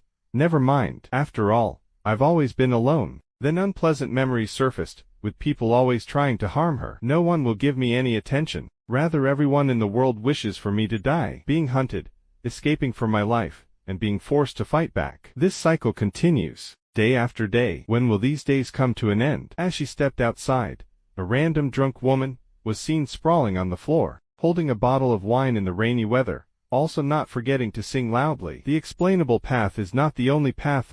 Good wine. Seeing the girl walking, the drunk woman called for her. Come, my dear disciple. Damn it, did I forget to kill one? The little Xiao thought to herself. What nonsense are you spouting? I don't understand. Always on guard. The little Xiao was seen hiding a small dagger behind her back. The drunk woman then struggled to get up a bit, drunkenly saying, Shy, stand there and don't move. Allow me, the teacher, to tell you in detail. She then introduced herself. I am the great fortune teller from the Xuanji sect. My Taoist title is Spirit Exorcist. Half a month ago, the heavens sent me a message to travel 100 miles west. By doing so, I would be able to meet my destined disciple, which is you. Smiling fawkily, little Xiao confirmed. I see. Then allow me to call you Master. You're willing to give me anything, right? For example, your life. With that the little girl stabbed the drunk woman, and with hatred in her eyes continued. Master, what crap. I've already met so many people like you. You just want to use the term disciple, and drag me into an elixir shop, then dissect me and dig out my heart, to refine endless amounts of longevity elixirs, just because my innate yin inner Dan is the best furnace. As soon as you cultivators heard that it's possible to refine others' cultivation into elixirs through me, and become immortal by taking them, whether it was etiquette, justice, or the laws of the heavens and the mortals, you threw them all aside. Traumatized by her past encounters, she continued to stab multiple times on the drunk woman, yelling to the top of her lungs, I begged you all. After her senseless multiple stabbing, she finally stopped, breathing heavily. With her eyes losing all hope, she wondered, why can't you just leave me be? As she exhausted all her strength, her body became numb and heavy, causing her fall, and as she was falling she could not help but lament. Oh no. I've exhausted my cultivation. My inner Dan is swallowing me up. Could my life be coming to an end? I have no family and no friends. I don't even know the taste of candied haws. Is my life just going to end? Looking at the ominous Buddha statue, she quietly uttered, Heavens above. Cough. I've killed countless evildoers in this life. That's true, but I had no choice. If there is a next life, please grant me a normal life. However, before she could fall unconscious, a hand patted her on the shoulder, asking, why wait until your next life? Turns out it was the drunken woman she stabbed multiple times, who rose from the dead. You can just do that in this life, she continued. With her aura glowing green, she healed her while telling her, all Master has to do is transfer her energy to save your life. Don't move around. Witnessing her self-sacrifice, little Xiao was emotional and could not help but cry out loud, which surprised the bleeding woman. Why are you crying? Does it hurt? Still crying? She asked. Oh, can I really continue living? And with a gentle smile, the woman responded, of course. Not only can you live, you can also live well, so, relax. Master will protect you from now on, for eternity. But it was not to be, as her master was seen nailed to the wall, and Xiao could only look at her nailed master. Master, don't be afraid. This time it's my turn to save you. All I need to do is find a person with the holy yang body, and perform dual cultivation with him. Then I can return to you all the longevity you've lost. TL Yang from Yin and Yang. Returning to our boy Ye Shen, who was silently witnessing her current state. The temptress is eating her away. She won't be able to hold out much longer. I should take care of this quickly. The temptress in the form of his disciple multiplied itself while not forgetting to tease our MC, also looking rather thirsty. With that all the clones jumped to him, embracing him all over. "Dear master, come and have some fun with us," partly revealing some other soft pillows. It asked, "Would you prefer my front, or are you more interested in my backside? I can satisfy you either way." Haha, thinking it was successful in tempting our boy, the temptress rejoiced internally. "Very good. Just continue to drown in my gentle illusion." Finally having enough of all that, Ye Shen demanded scram, which naturally surprised the temptress. With that he blasted away all the fake projections before him, knocking the temptress down. However, the resistance of boy Ye Shen seemed to drive her even more wild as it chuckled.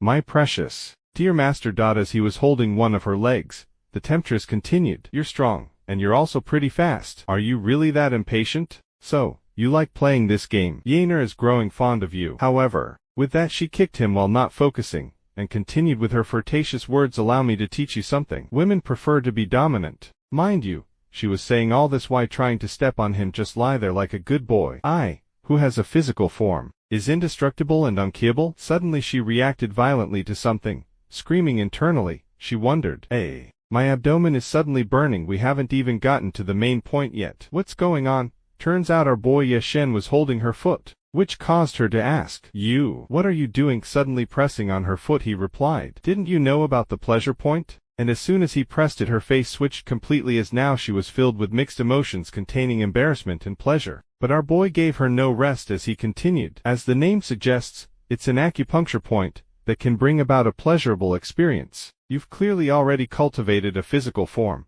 but you have yet to explore it carefully." "And no, let go," she tried to protest. "It's coming out. Right. Your true form." Still pretending, the temptress yelled out, "Dear master, please let go of me." "Let you go? You are a temptress born from people's desires. To fight against you, we must escape from our human desires, and focus on our objectives. Only by giving you even more pleasure will you reveal your true form. If I let you go today, who knows how many victims there will be." Hearing that, she tried to persuade our boy even further. "Please look closely, master. I really am Yaner. How could you be so cruel as to make me suffer?" "Shut up. The word Yaner shouldn't even be allowed to come out of your mouth." The mark on Yaner's forehead.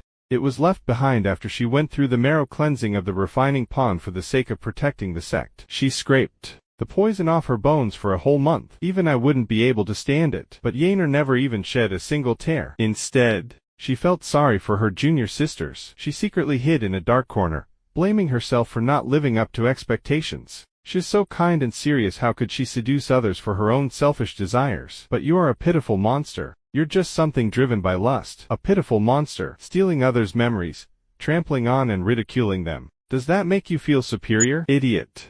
With that he unleashed a powerful blast that evaporated the temptress on the spot, transforming it to its original form, that looked rather horrendous, while also lamenting on the physical form I worked so hard to cultivate. Wow. Fearing the worst, the Empress tried to flee. "You crazy man, take your stubbornness and be without a partner for the rest of your life." Seeing Xiao Qiao still unconscious on the ground, the temptress rejoiced. "I still have a chance. This woman is still lost in my illusion. If I can just take over her body, I'll be able to start again." Reaching out to her, she shouted, "I don't want to disappear." However, in the next second its physical body was slashed in half by an unknown sword, which caught his attention. A sword. Turns out that the sword belonged to the busty and ripped general. Finally revealing her face, she complained, "Sir, you really are troublesome to find." Before anything, a brief story flashed by. Legend has it that an immortal exiled to the west of the Canyuan continent created a unique secret technique. Two cultivators swallow a mysterious stone in order to sacrifice their spiritual fetuses to the outside world. With the blessing of the blood-slaying formation,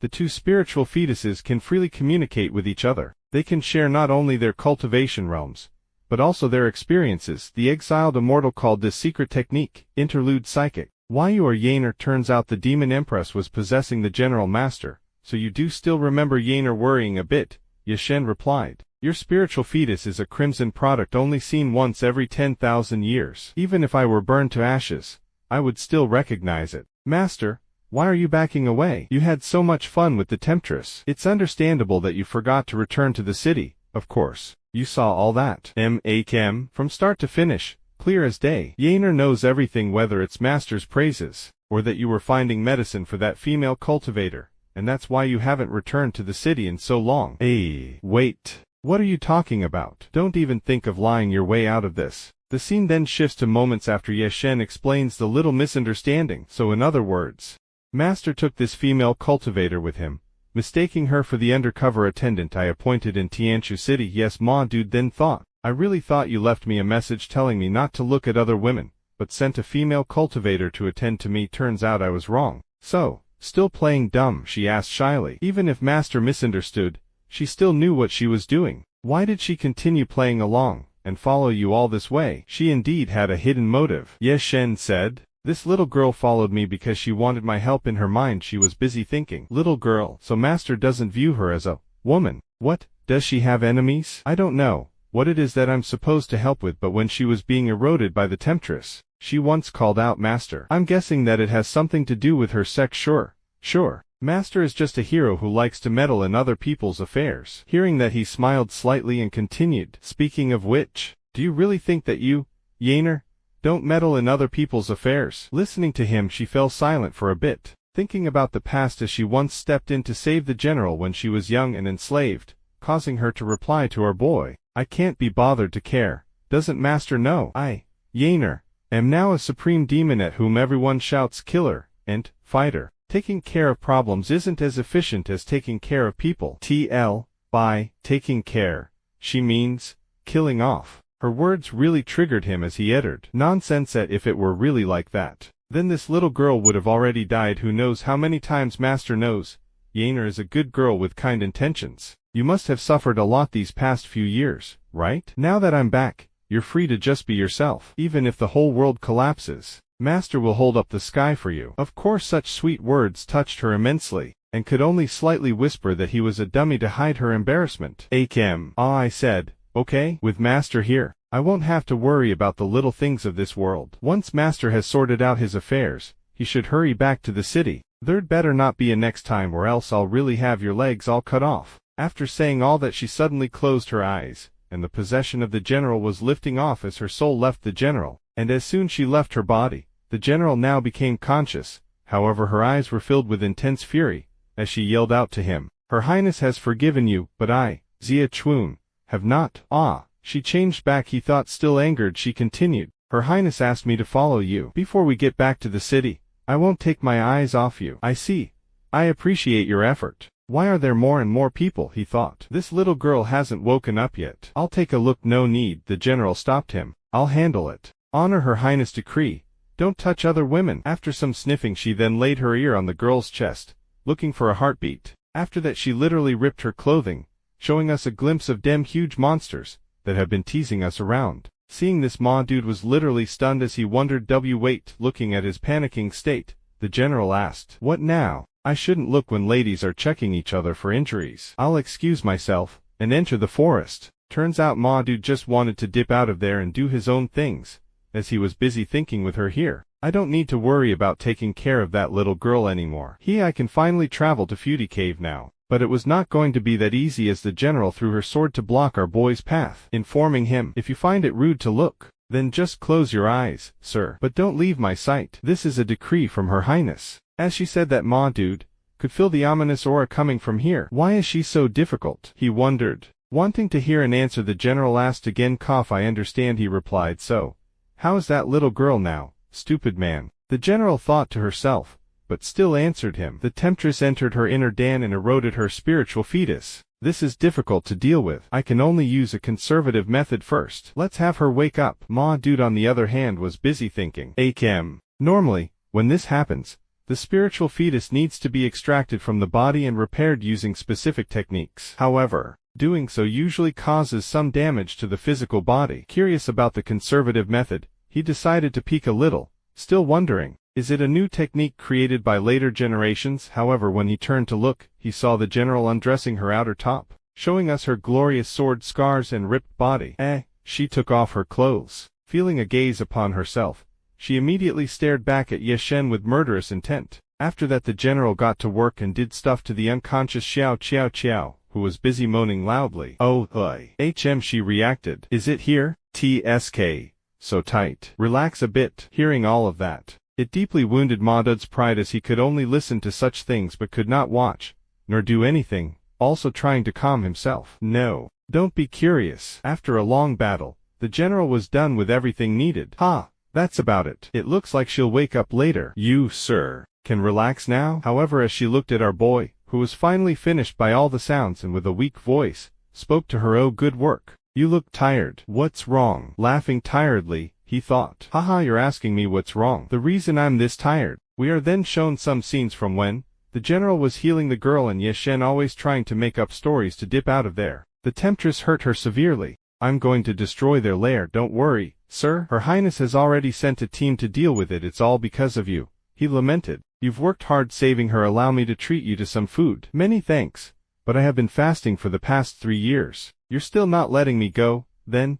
there must be elixirs growing in this beautiful place. How about I go pick some to replenish your energy? I have no fear, no hunger, no fatigue, sir. All you need to do is stay put. Thinking of another excuse, he spoke out. Actually, I want to create gold. Meaning, he wants to poop. Throwing a piece of wood, she instructed him. Go ahead. Witnessing her unreasonable demands, Ma Dude cursed internally. I already used the excuse of creating gold. I still can't escape. Although I like dogs, this type isn't cute at all. But outwardly he spoke out. Never mind. Which caused her pause a little. She then told him the female cultivator's vitality was severely damaged, and that recovery method was only temporary. Elixirs will be needed to nourish her later. Since it's already late, now's not the time to go looking for them. After all that work, I am indeed a little tired. How about we rest here? We can search for the elixir when the sun rises.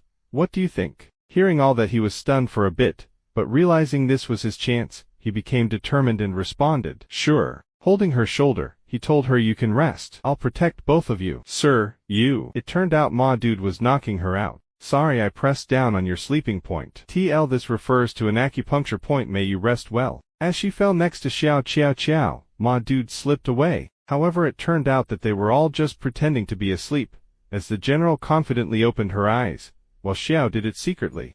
Before she opened her eyes, she thought back to the time our demon Empress was talking to her. Xiao Chun, Master, is soft-hearted. He pities the weak and helps the young. I do believe that, but this time, I feel like he's hiding something from me. But don't follow him too closely. Leave a little room. See if he's really just helping out. With that in her mind, she stood up to chase. And seeing her getting up, Xiao thought to herself, heavens, that silver hair and animal ears, no doubt about it. She is Xia Chun, that military general working for the Empress. Looking at her posture as if preparing to lounge off, she analyzed the way she's standing. She's definitely going to chase him, as the general was about to chase. Xiao shouted out to her to wait. However, finally realizing her state below, she panicked while thumbing down. My clothes. Why are they torn? My inner Dan area is a bit sore. As always, the girl's mind was filled with impure thoughts. Could it be that during that time when I lost consciousness, However, her illusion was shattered by the general. Xiao Chun, hey, you were bewitched by a temptress. Your inner Dan is unstable right now, so don't move. Shocked, she wondered, temptress. Wait, those images did indeed appear in my head. Those shameless images. Who is that female dog? After all my planning, I completely miscalculated the chance of being controlled by a temptress. I have never been so rude to anyone before. Wait, the reason I'm safe right now is because that cultivator helped me. After all that, only now do I feel shy. Oops, it seems that I'm still attractive. Of course, that's definitely the case. Hearing her rumbling about, she got annoyed. Just stay here, she informed her. However, still excited, Xiao Kaiokio yelled out, General, are you going to find him? Let me come with you. I have to thank him for risking his life to save mine. This kindness, I can only thank him with my body. Hearing that the general was at her wits' ends, getting more and more annoyed, and with a thud she came close, and lifted up Kaiokio's face, and coldly said, I never thought that this little girl would value friendship so much. However, Xiao was no pushover as she slapped away her hand. General, what are you saying? Only a person of lower class would not repay their gratitude. What an interesting sentence. Come on then, repay me with your body. After all, I am your savior. Hearing that, it's as if she just swallowed a rock, shattering all her thoughts. What? Could it be a mirror morphing secret technique? How could this happen? And sheathing her sword, huge amounts of aura was blasted out, creating an overwhelming pressure. Okay, you are in no position to stand against the Supreme Empress. With that, her purple aura trapped Xiao in place, not forgetting to tell her. The one who wants him is Her Highness. You are but one among the million stars. How could you compete against the bright moon? Just stay here. This formation will protect you. And with her final words told her to stop her wishful thinking, which dampened her spirit for a bit. While running within the forest, her thoughts bothered her more and more, thinking, why does Her Highness want him, and no one else? And just thinking about her drove the general's emotions wild. Sus much. Well, she was really sad about that fact. Tears nearly streaming down her face. Yaner. Why? However, her inner thoughts were interrupted by a shout from behind. General. Looking behind, she saw Xiao Qiao tailing her, which caught her by surprise. Didn't I tell you to stay put? My ground formation couldn't trap her, she wondered. While holding her trusty talisman as always, Xiao Qiao smiled, informing the general. I have my ways, don't worry, General. TSK. I underestimated her. I need to use a more powerful move, thought the general. But before she could make her move, Xiao Qiao interrupted. General. You have misunderstood. I don't like him. Akem. How shameless. Shifting back to our boy Yeshen, who had arrived at his destination, landing gently on the ground. Swoosh. I'm finally here. Before him was the Feudy Cave, which had the wind blowing in and out. However, before he could enter, we are first taken back to the past, as the young third disciple was calling for him. Master, look. I dug something up from the ground, a spiritual centipede. These creatures only appear in locations with abundant spiritual energy. Luo. It looks like we've come to the right place. But master, why do we need to find a place to grow elixirs? Shouldn't a cultivator just sit and practice meditation from dusk until dawn? That's correct, he affirmed. But does Luo remember why master founded the Xuanji sect? Confused, the girl mumbled. In troubled times, looking for paradise makes even the poor hopeful. That's right. This is what I want with all my heart. But just having great supernatural powers is not enough to achieve this. True power should be beneficial to the world. Today, Luo and I found the ideal place for farming elixirs, which may help more people in the future. Luo likes master, and also what master wants to do. As they returned to the Feudy Cave,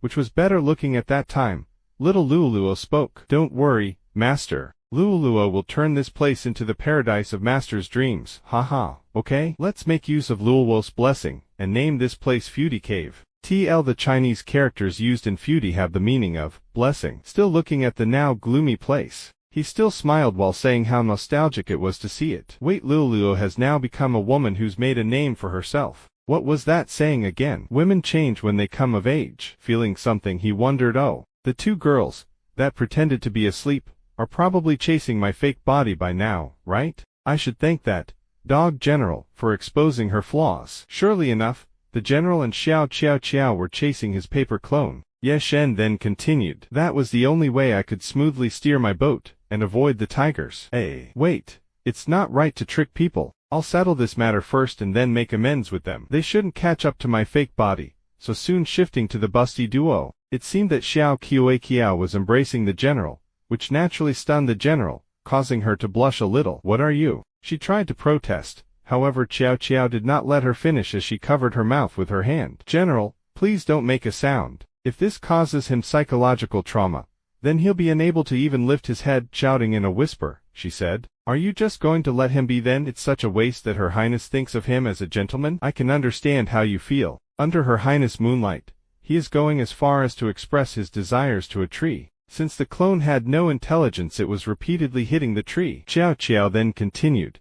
But if you look closely, he looks experienced. Even the speed varies. He sure is a master. What are you saying? The general yelled back, then thought with anger. No wonder he tried every possible means to leave. It was to relieve his burning desire. I cannot report this to Her Highness. It will dirty her ears. A rustling sound then caught her attention, and surprise, she was somehow trying to take off her clothes, feeding our thirsty eyes. Which naturally surprised the general. Stop, she yelled silently. But Qiao was stubborn as ever, saying, as everyone says, I'll go to hell either way. Just let me extinguish that strong evil desire. No need to thank me. Shut up. She then cursed at our boy, which caused him to sneeze. Who's thinking of me? He wondered, and upon entering the dark cave he felt a wind spirit, then smiled. Right. Wind spirits only appear in places where spiritual energy is abundant. Luo has done a great job maintaining this place. This little girl loves taking credit. The reason she wanted me to rush here must be because she's already completed the Peach Blossom Spring. She deliberately didn't tell Yaner and just wanted me to come praise her alone. Great. Allow me to see this paradise. However, There was no paradise, and before him was a huge centipede, and upon seeing it he was stunned. Hey, where's the promised paradise? The giant centipede, however, gave no time to think as it suddenly charged at him as if wanting to swallow him whole, but with a cold glance. Ma Dude sliced the centipede in half, as if slicing butter. I win. He then raised his hand in the air, and slammed it hard on the ground, causing it to collapse, as he also dove down the new hole, almost like stepping into another realm. His expression was one of knowing, as if he knew what was happening, then asked the one responsible, "Had enough?" Suddenly blue energy gathered to one stop and formed the image of Luoluo. She then opened her eyes, and with a smile greeted him. "Master, long time no see. What do you think? Did Luoluo scare you? The monsters inside this cave were all illusions created by you, right, Luoluo? You've honed your skills." "Master, you noticed. This isn't our first meeting. It's been so long, will you still not allow me to joke around?" "Of course. Master is listening to you. I almost forgot that Luoluo loves being praised and playing pranks." Feeling happy, she embraced him. As expected of Master, the person who understands Luoluo the most. He was flustered by her sudden actions, as he tried to protest but to no avail. "You little..."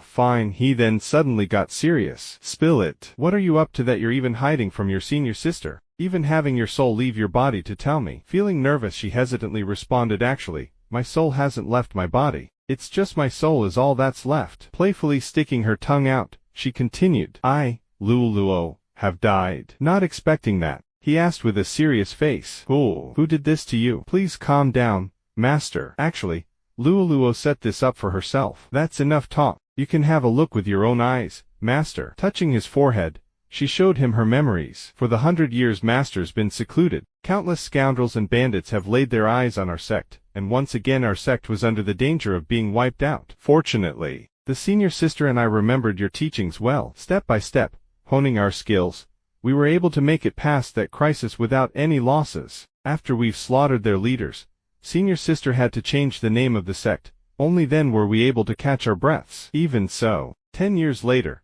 it seemed that Luoluo had her bag packed, intending to go somewhere, with Yaner trying to convince her otherwise. "Luoluo, all those pests who displayed irreverence to our sect have been wiped out, with your senior sister in power. All we have to do is to wait for Master's return. So why must you leave?" However, Luoluo did not intend to tell her, always trying to laugh it off, by responding that it's because Yaner is being too overbearing. No sugar, no staying up overnight, and not even allowed to go down to the fields. At this rate, we might as well be an old married couple. Why you? She then changed the mood by grabbing her hand. "It's fine, senior sister. The responsibility of looking after the sect is not yours alone. I don't want to worry you. Once you're old and scraggly, I'll probably become Master's favorite once I return. Would you like that to happen?" Irritated by her words, she yelled while chasing her. "Big words for a little pest, who knows nothing but eating. Stay here you. Hey, you can't catch me." Inwardly though, she was hiding something. "Forgive me, senior sister.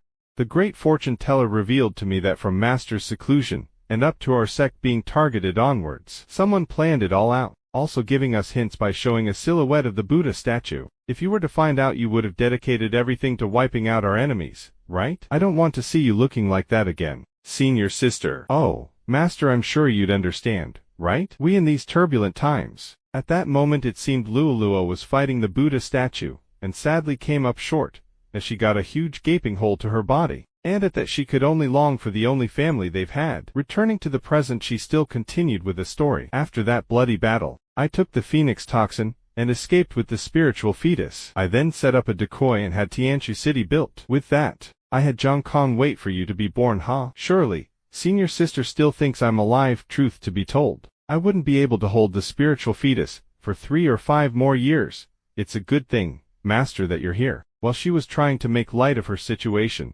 Ma Du Shen on the other hand wasn't having none of it, and with a serious tone told her, "You did great, Luoluo. Your master understands. Do not worry. I will have a new vessel sculpted with a strong foundation for you. Yes, using the core of our mastermind here." Seeing his fierce gaze, she smiled happily and informed him, "Master's the best, but this is going to be more difficult than you'd think. While I'm here with nothing but a spiritual fetus, I'm still a cultivator in the life and death realm." Surprised, he asked to confirm life and death realm, then thought, "Luoluo's level of cultivation has surpassed me." We are then given a brief summary. In the continent of Canyuan, the path of cultivation is split into 6 realms and 9 tribulations: gathering realm, solidifying realm, Foundation Realm, Nascent Divinity Realm, Sculpting Divinity Realm, Life and Death Realm, and within the Life and Death Realm. Surpassing each tribulation is equal to that of the progress gained going from the Gathering Realm to the Life and Death Realm itself. Last time I fought Yaner, she was already standing at the Sculpting Divinity Realm. While my body is sanctified, it all comes down to the matter of my cultivation. I am merely standing at the peak of the Sculpting Divinity Realm. But there's an opponent that even Luoluo, who is at the Life and Death Realm, was unable to beat. How strong are our enemies? He wondered, but Luoluo interrupted his thought, informing him that when she fought that twisted Bodhisattva, its level probably stood somewhere in the fourth tribulations. Even after escaping as a spiritual fetus, I should be able to reforge my body as soon as I can, but I've tried countless methods, with no results. Now that you're out of seclusion, how is Master doing? After listening to her, he asked her a question.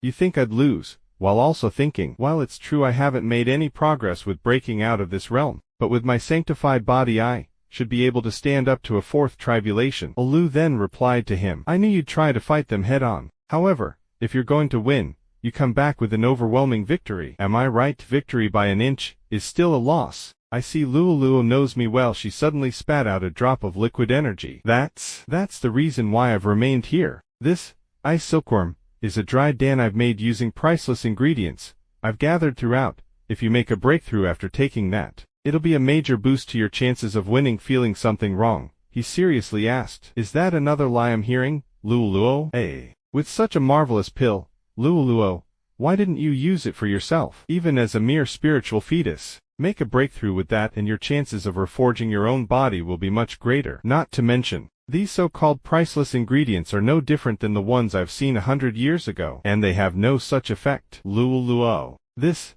ice silkworm of yours was made with your own spiritual fetus. Not expecting him to suddenly say it out loud, she suddenly burst into laughter. Ha wah ha ha ha blah ha ha ha ha ah ha ha ha ha. As expected from Master, Luoluo lost this time. Turning his back to her, he instructed, be good and wait here. Don't worry about the breakthrough. Your master will be back shortly. However, she suddenly pierced him with the ice silkworm, and playfully told him, I've found an opening. Caught you, Master. As the powerful spiritual energy was surging through him, he revealed a panicked expression, shouting, Luoluo, that's your own spiritual fetus. Take it back. With her final words and spiritual energy enveloping him, she lovingly told him, Master, say hello to senior sister for me. You two have always been the most dearest to Luoluo. After she gave him all her power, the cave began collapsing. So you've been holding up this feudy cave all together by yourself. Holding her spiritual fetus, he sadly remarked, I did say I wanted to borrow your luck, but I never asked you to force yourself to hold on like this, you fool. With that he began absorbing the spiritual fetus, creating a powerful commotion. After he absorbed the energy, he began thinking out loud, forgive me, Luoluo. Your master will have to go back on his words again. As he pulled out the heavenly scroll, he informed her that she could go greet her senior sister herself.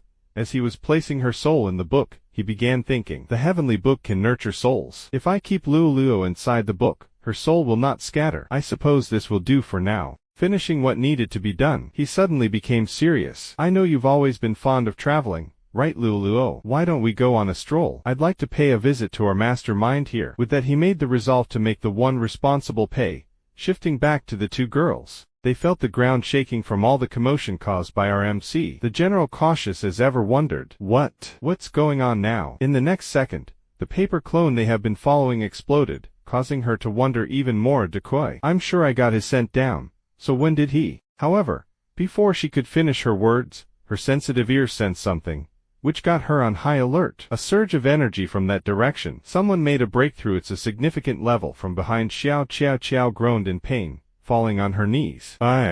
Worried, the general asked, what's wrong? At ease, Xiao Qiao tried to calm her down, but inwardly she was busy thinking about how there was no mistaking it. Her core will only react like this when it senses someone with a wholly young body. If someone were to cultivate with someone like that who also made a breakthrough, then the Dan's durability will also be improved. Right now, this is the best chance I have. Suddenly the general interrupted her thoughts. Hey, you look unwell. Was I not thorough enough? Is she worried about me? Oh, she serves the Empress after all. If she left me and decided to find that cultivator herself, she wouldn't be able to report back to the Empress, right? But suddenly she thought of her past memories with her master, and made a resolve. All creatures of this world, throughout heaven and earth, there's nowhere to hide. With that she unleashed her trusty talismans, and executed a spell to trap the general, who was caught off guard, thinking. A mystical concealment gate formation. With resolve in her eyes, Xiao Qiao continued her words towards the general. Today, I will go after the man the Empress set her sights on. He's a rare holy young sanctified body that's not seen in 100 years. I can finally replenish my master's inner Dan, and extend her lifespan. Please overlook this general, and step aside. The general fierce as ever asked her or else. With that she sliced the little talismans that dared to bound her. She then continued, you didn't expect to actually beat me, did you? If you were to behave and let me take care of Her Majesty's matters, perhaps she may overlook your foolish aspirations. But that is out of the question if you were to act out of line.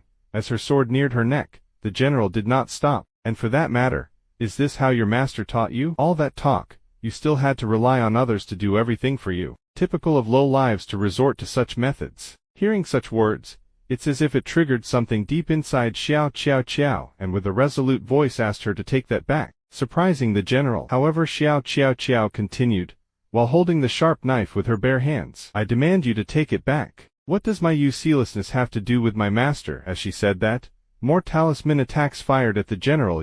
It's useless. Take a break inside my earth spirit formation, a seal formation. When did she? She then thought back to the time when Xiao hugged her tightly, and figured that it was then. Xiao then explained. The earth spirit formation severs your pact with blood, and can only be dispelled by the caster. Only those on the life and death realm can force it apart. Your martial training is 10 times as strong as mine, General. Of course I wouldn't be able to stand up to you. The gate formation is just a sleight of hand.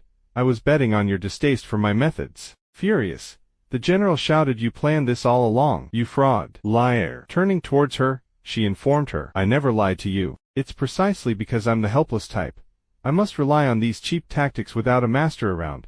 I had to figure it out for myself. It has nothing to do with my master. As she flew off, she kept thinking, you think I wouldn't want to bet on my life and give everything I had to secure a safe passage for my master? I did everything I could. I had no other choice but to resort to these methods. Step by step, I'll eventually be able to save my master. Then silently affirmed, I'll protect you, master, no matter what mud I have to dig through to soil my hands. Out of nowhere the Bodhisattva appeared right next to her, edging her on. That's the spirit. Startled by his sudden appearance, she panicked. Lord, what is he doing in a place like this? The Bodhisattva then informed her, the cores you have offered me throughout this year were made using inferior ingredients from grass-fed spirit beasts. If you pay me back using your bodice core, my heart will be at ease. In fact, I can sense a fine ingredient in your vicinity, one of a recently made breakthrough from the life and death realm. You will bring that back to me. It could be seen that the girl did not enjoy taking instructions from him. However, our boy Ye Shen came to the rescue, informing the Bodhisattva to spare his efforts, as he was right there, not forgetting to emit his powerful killing intent. Panicked to see him there, Xiao stuttered. You? How did you? However, Ye Shen interrupted her. I wasn't talking to you. He then thought to himself, that figure behind her, that's the one from Luowulf's recollection. It seems like that's the one behind it all. The Bodhisattva then came close to him. Oh whoa, not bad. A mere life and death realm is able to sense my presence. Very good. The ingredient brought himself to me. Ingredient? Ye Shen asked. He then punched the Bodhisattva square on the face, while informing him, I'm here to end you with a half-broken face. He spoke out. We've got a feisty one here. Even better. They then exchange another attack, creating a powerful energy wave, also affecting Qiao, who was now stunned at this moment. How could this be? He's able to hurt that person's projection. Punching him one more time, Ma Dude continued, foul Bodhisattva, were you the one who harmed Luo? Reeling from the punch, he next saw our boy trying to attack him once more, naturally angering him. Insolence. I am the gatekeeper Bodhisattva of happiness and sorrow. You will acknowledge my supremacy. Observe and kowtow. With that he reached out to our boy with his massive figure, and sandwiched him in between his palms. Oh I. Even if you were to have made a breakthrough onto the life and death realm, your body is still of mortal born, but to be able to shatter my visage, I acknowledge your strength. That kind of attack, however, was not going to stop our boy, as he shattered the hands that were restraining him, then began gathering his energy into his hand projection. Whatever dirt deity you are, just call in your real body. I don't care what form of Bodhisattva you are. Those who lay a finger on my disciples, I'll send them off myself. With that he unleashed the furious attack, blasting away at the Bodhisattva, which caused mass distraction. After that the Bodhisattva's head fell upon Ma Dude's hand with a thud. The dismembered head then began speaking. Disciple, now I remember. A while ago, I do recall squashing an insect, didn't I? The way you present yourself, I can certainly see the similarities. Ha ha ha. That one was also of the first tribulation in the life and death realm I have shattered. Even if that one were to escape as a spiritual fetus, there is no hope of regaining a physical body. The dying throes of that one mentioned something about a master. Hey, your fate will be no different from that insect. Tired of his rumbling, he squashed his head. Such harsh words for someone who ran that quickly, that I have to acknowledge. Though there's no hurry. He suddenly shifted his gaze to the now worried Xiao Qiao Qiao. The scene then shifts to some time later, after they have captured Xiao Qiao Qiao for interrogation. The general, however, seemed unsatisfied, as she shouted, "Sir, what is the meaning of this? After all she's said and done, you're willing to let her off like that? She's under the palm of our enemy, and the path she walked has never been a noble one. The way I see it, you should take her in and interrogate her." After some silent contemplation, Ma Dude turned to ask Qiao Qiao, "Child, what is your relation with the great fortune teller? After I've exorcised that bodhisattva, I can no longer sense him from you." And that's when I discovered traces of that fortune teller. Surprised that he asked her that, she silently asked him in a shaky voice, "How did you know my master's title?" The general was also surprised. "What? That airy diviner is your master? You're her majesty's? The supreme sovereign who stands in front of you is her majesty, the Empress master." Not expecting that, she wondered. "So he's the founder of my master. He's the legendary demonic supreme. And here I thought he'd be some white-haired old fart." Ma Did then spoke out, "If the fortune teller has bestowed her life upon you, I'm afraid her lifespan is like that of a mortal right now. And that's because of that foul bodhisattva too."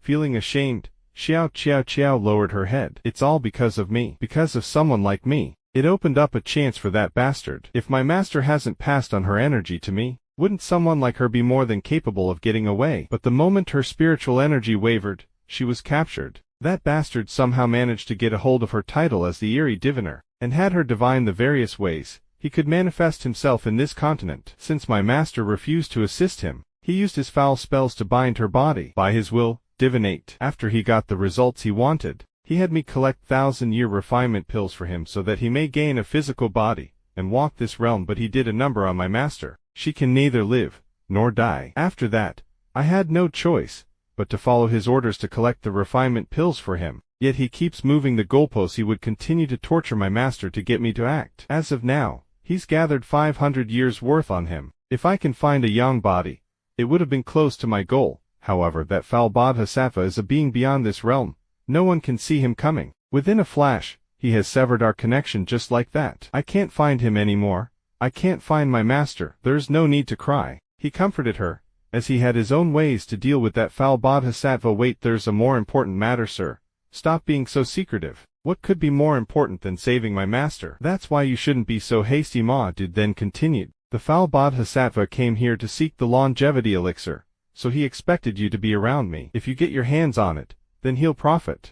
On the contrary, it can also take advantage of this time to recuperate and make a comeback. But even with the great fortune teller in his hands, I'll still have my morals." "Demon Supreme, sir, you might as well say it directly. What should we do?" asked the general. "Create a diversion. When we break into the place beyond the 5 elements, we will immediately divide into 2 groups. You both rescue the great fortune teller, and I'll stall the foul bodhisattva by containing him. It's just that you'll be in a lot more danger than I will be. In order to eliminate the 5 elements, I disrupted your chi flows, which also means you can no longer use magic. The only variable is the length of the time needed for the rescue." "Variable?" she asks. "The hope of survival in this desperate situation is also a variable." "Master, I am willing to give it a try, be it life or death." Seeing her resolve, the general was amazed for a short while. "Okay, once you to succeed, blow this. I will end the battle immediately and join you." With that he enveloped them with his spiritual energy and instructed, while making a hand gesture, "Let's go. The battle begins." They then teleported to the enemy's den. Both girls were suddenly teleported in the middle of a body of water,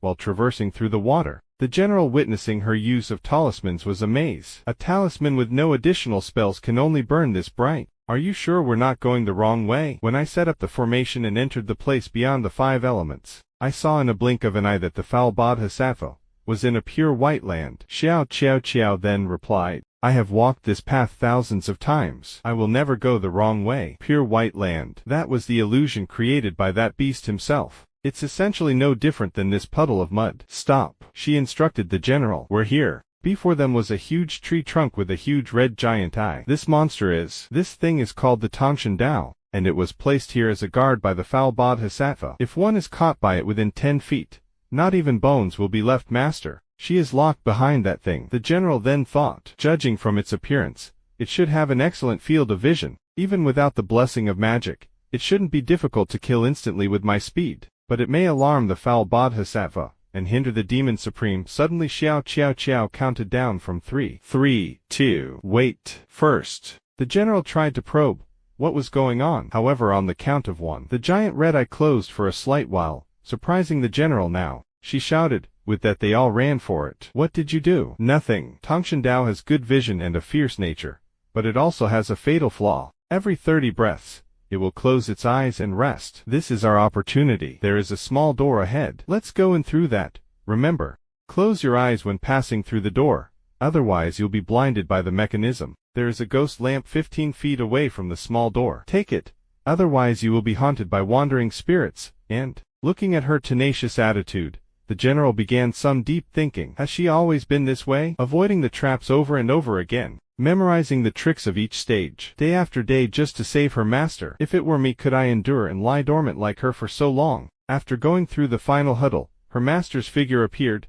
making her very emotional. Master, your disciple is here. With some relief she cheered up a little, as the general was just silently observing her. Qiao Qiao then continued. The foul bodhisattva is crazy, and thinks that no one can cross the maze and rescue my master. Therefore, no more defenses are set up here. General, as long as we remove the ecstasy nail from master's body, and cut off the iron chain, we can rescue her. After accessing the situation, the general warned something doesn't smell right. The eerie diviner has the smell of the soul-breaking thread on her. It's entangled in her chi and difficult to decipher. It can connect the caster and the recipient. If the thread is broken, not only will the recipient die, but the caster will be immediately aware of it.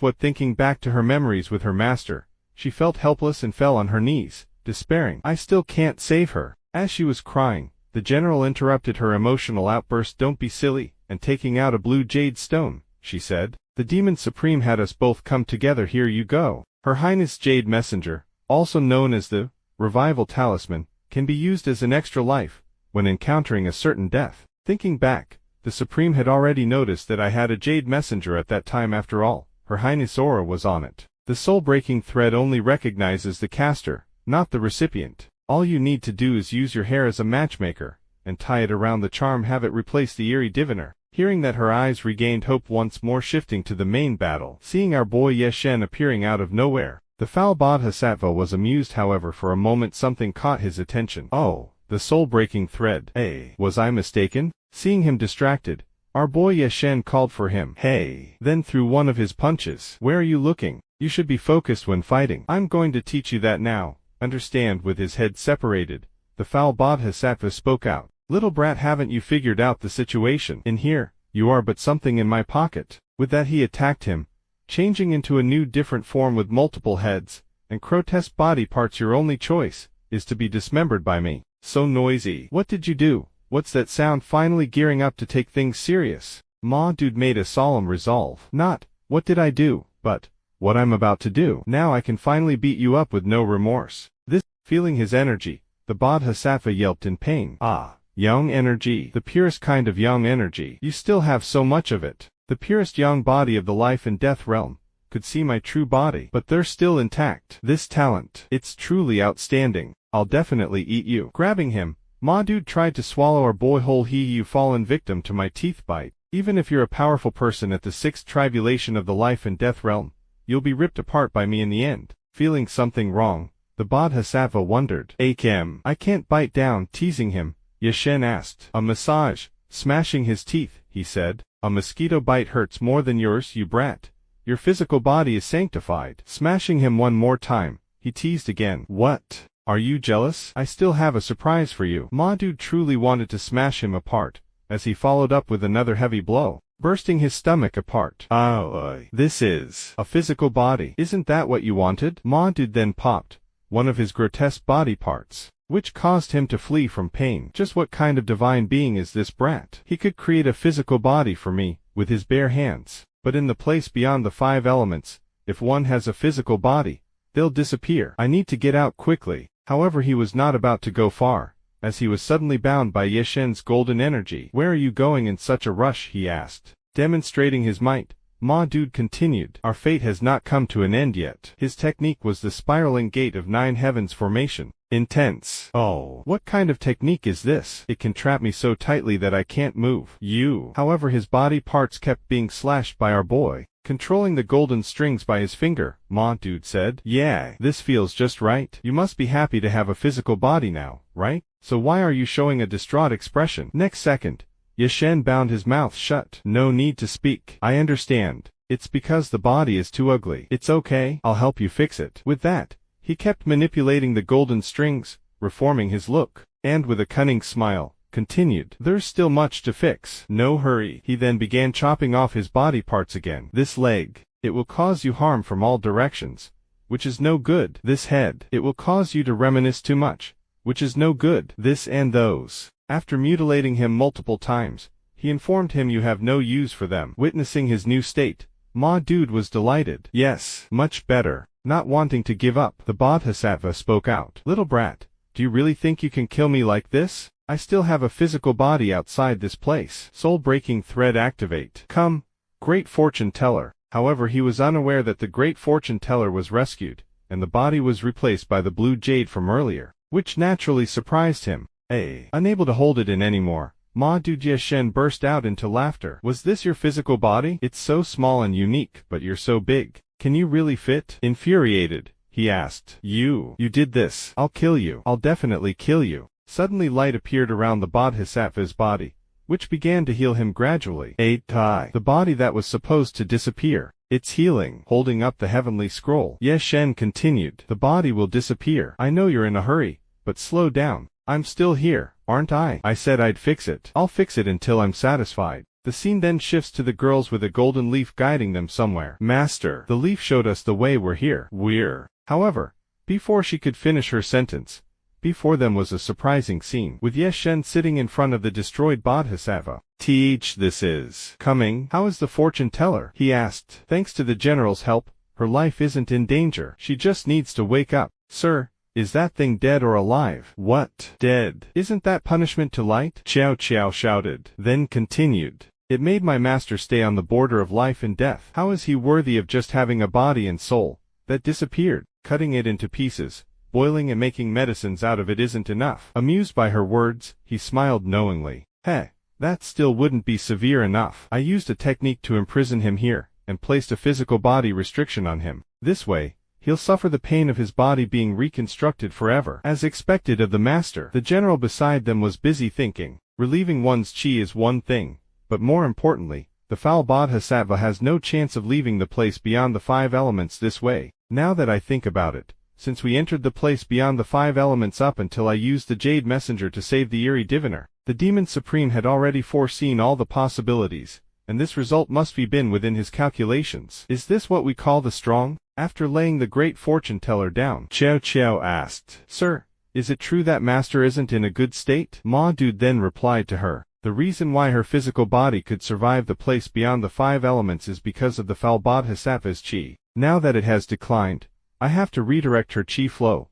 Before the chi disappears, stand back. So the reason master hasn't woken up is because of chi?" asked Qiao Qiao. "That's right. The fundamental reason is that her body is too weak without the life energy protecting her heart. However, her spiritual energy is yin. It's the opposite of mine, so I can't directly transfer chi. I can only stabilize her life first, then return to the outside world to think of a solution." After hearing that, she wondered, "Master, was it for me?" Gathering her courage, she spoke up, "Demon Supreme, I have the same energy type as my master. Please transfer my spiritual roots to my master." "Transfer your spiritual roots? Then you'll..." "General, have you thought of how your life will end? Thanks to heaven's gift, my inner Dan is extremely yin, which is nicknamed the ultimate yin furnace. At first, I thought my life would end as being just a tool to help others practice cultivation. Everyone despised me. They would approach me for profit, just because I was born as a bad seed. Truth is, I never thought that I'd have the opportunity to save someone, and she just so happens to be the most important person to me. This would be a wonderful ending for me, so please grant my wish." She bowed honestly. After a while, he agreed. "Okay." With that, golden energy surrounded Qiao Qiao, and before it could begin,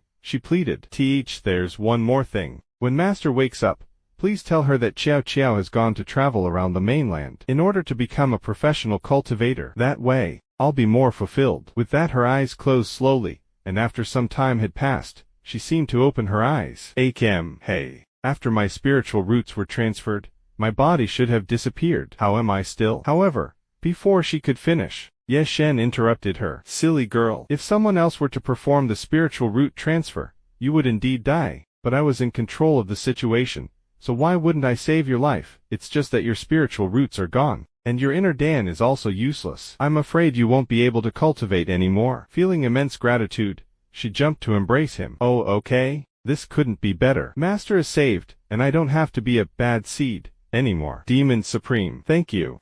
Wait. Just saying your gratitude is enough." How could it be enough? The general, witnessing everything, smiled gently, while thinking, "A strong person with a soft heart. Her Highness chose the right man." Enough. Everything has been more or less sorted out. Let's go back. With that he opened a teleportation gate. As the others were going in, it seemed he was distracted by something, making Xiao Xiao call for him. "Sir, coming." Time then shifts to the sect, as the three of them were before our mighty demon Empress. "So, care to explain what happened?" Yaner, listen to me.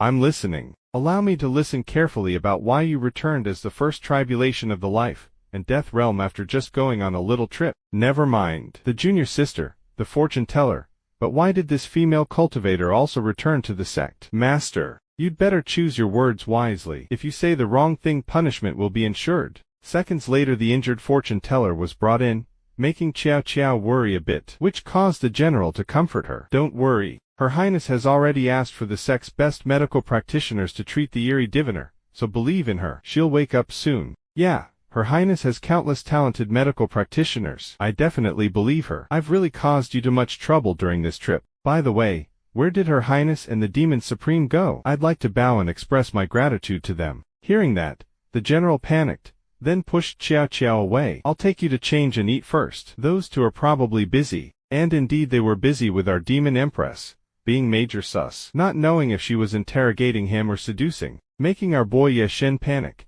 as on top of that, he was bound to the bed. "Yaner, what are you doing? I can understand that you wanted to find someplace secluded to question me, but why did you tie me up?" Blindfolding him, she informed him. "Be patient, Master. Don't talk so much." While she was undressing her outer layers, at this moment Ma Dude's mind was filled with thoughts. This eldest disciple of mine is really annoyed. Seems like she won't let me go so easily. I'll let her do as she wishes to calm her down first. Wait. This feeling, what Master said was all too coincidental. Yaner is no longer a foolish 3-year-old child. The truth silk will force you to tell me the truth. We then get a brief summary about the truth silk, which is a sharp weapon for interrogating suspicious gangs in the Wu Yi sect. After infusing it with spiritual power, connect it to the suspect and interconnect their senses. When someone speaks the truth, the other person will feel immense pain. Panicked Ye Shen shouted. "What would I do if I hurt you? Yaner, please listen to me, and remove it." However, she pressed on him even further, seductively saying, "Master,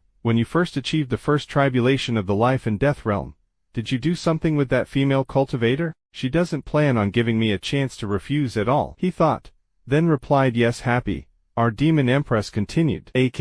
The truth silk didn't react. "It's a lie then, as expected. Master is afraid of hurting me, so he's lying on purpose, but a lie is a lie. I'd be willing to feel a little pain, instead of hearing lies that hurt my heart." Hearing that, it's as if it triggered something in him, as he thought. The reaction of the truth silk. She's telling the truth. As a master, how could I allow my disciples to feel pain? He then tried to call out for her. Yaner. However, she prevented him from speaking, then laid down on his chest, continuing to say, "If that fortune teller really is the master of that female cultivator, then did you rescue her because you care about her, or the female cultivator?" Stunned by her continuous questioning, he wondered more, then thought, while almost embracing her, "Whether it's the little girl or the fortune teller, I rescued them because they're both members of my sect. There isn't any other reason. I am your master, so how could I involve my love for my disciples with my duties? The question is, neither of these two answers is the truth. Which one wouldn't cause Yaner harm?" he thought while patting her head. "Master," Ma Dude then answered. The fortune teller, hearing that, it could be seen that her eyes were hurt by his answer,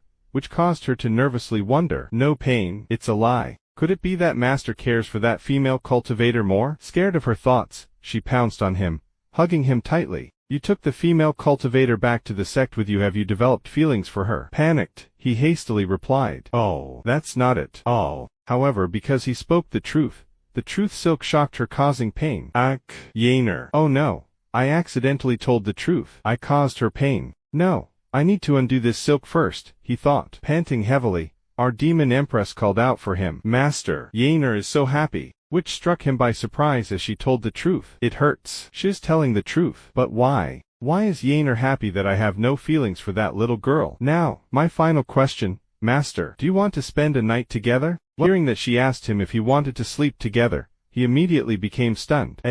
However, at this moment his mind was entangled with confusing words, making his face rather dumb. A night together, light together, fight together.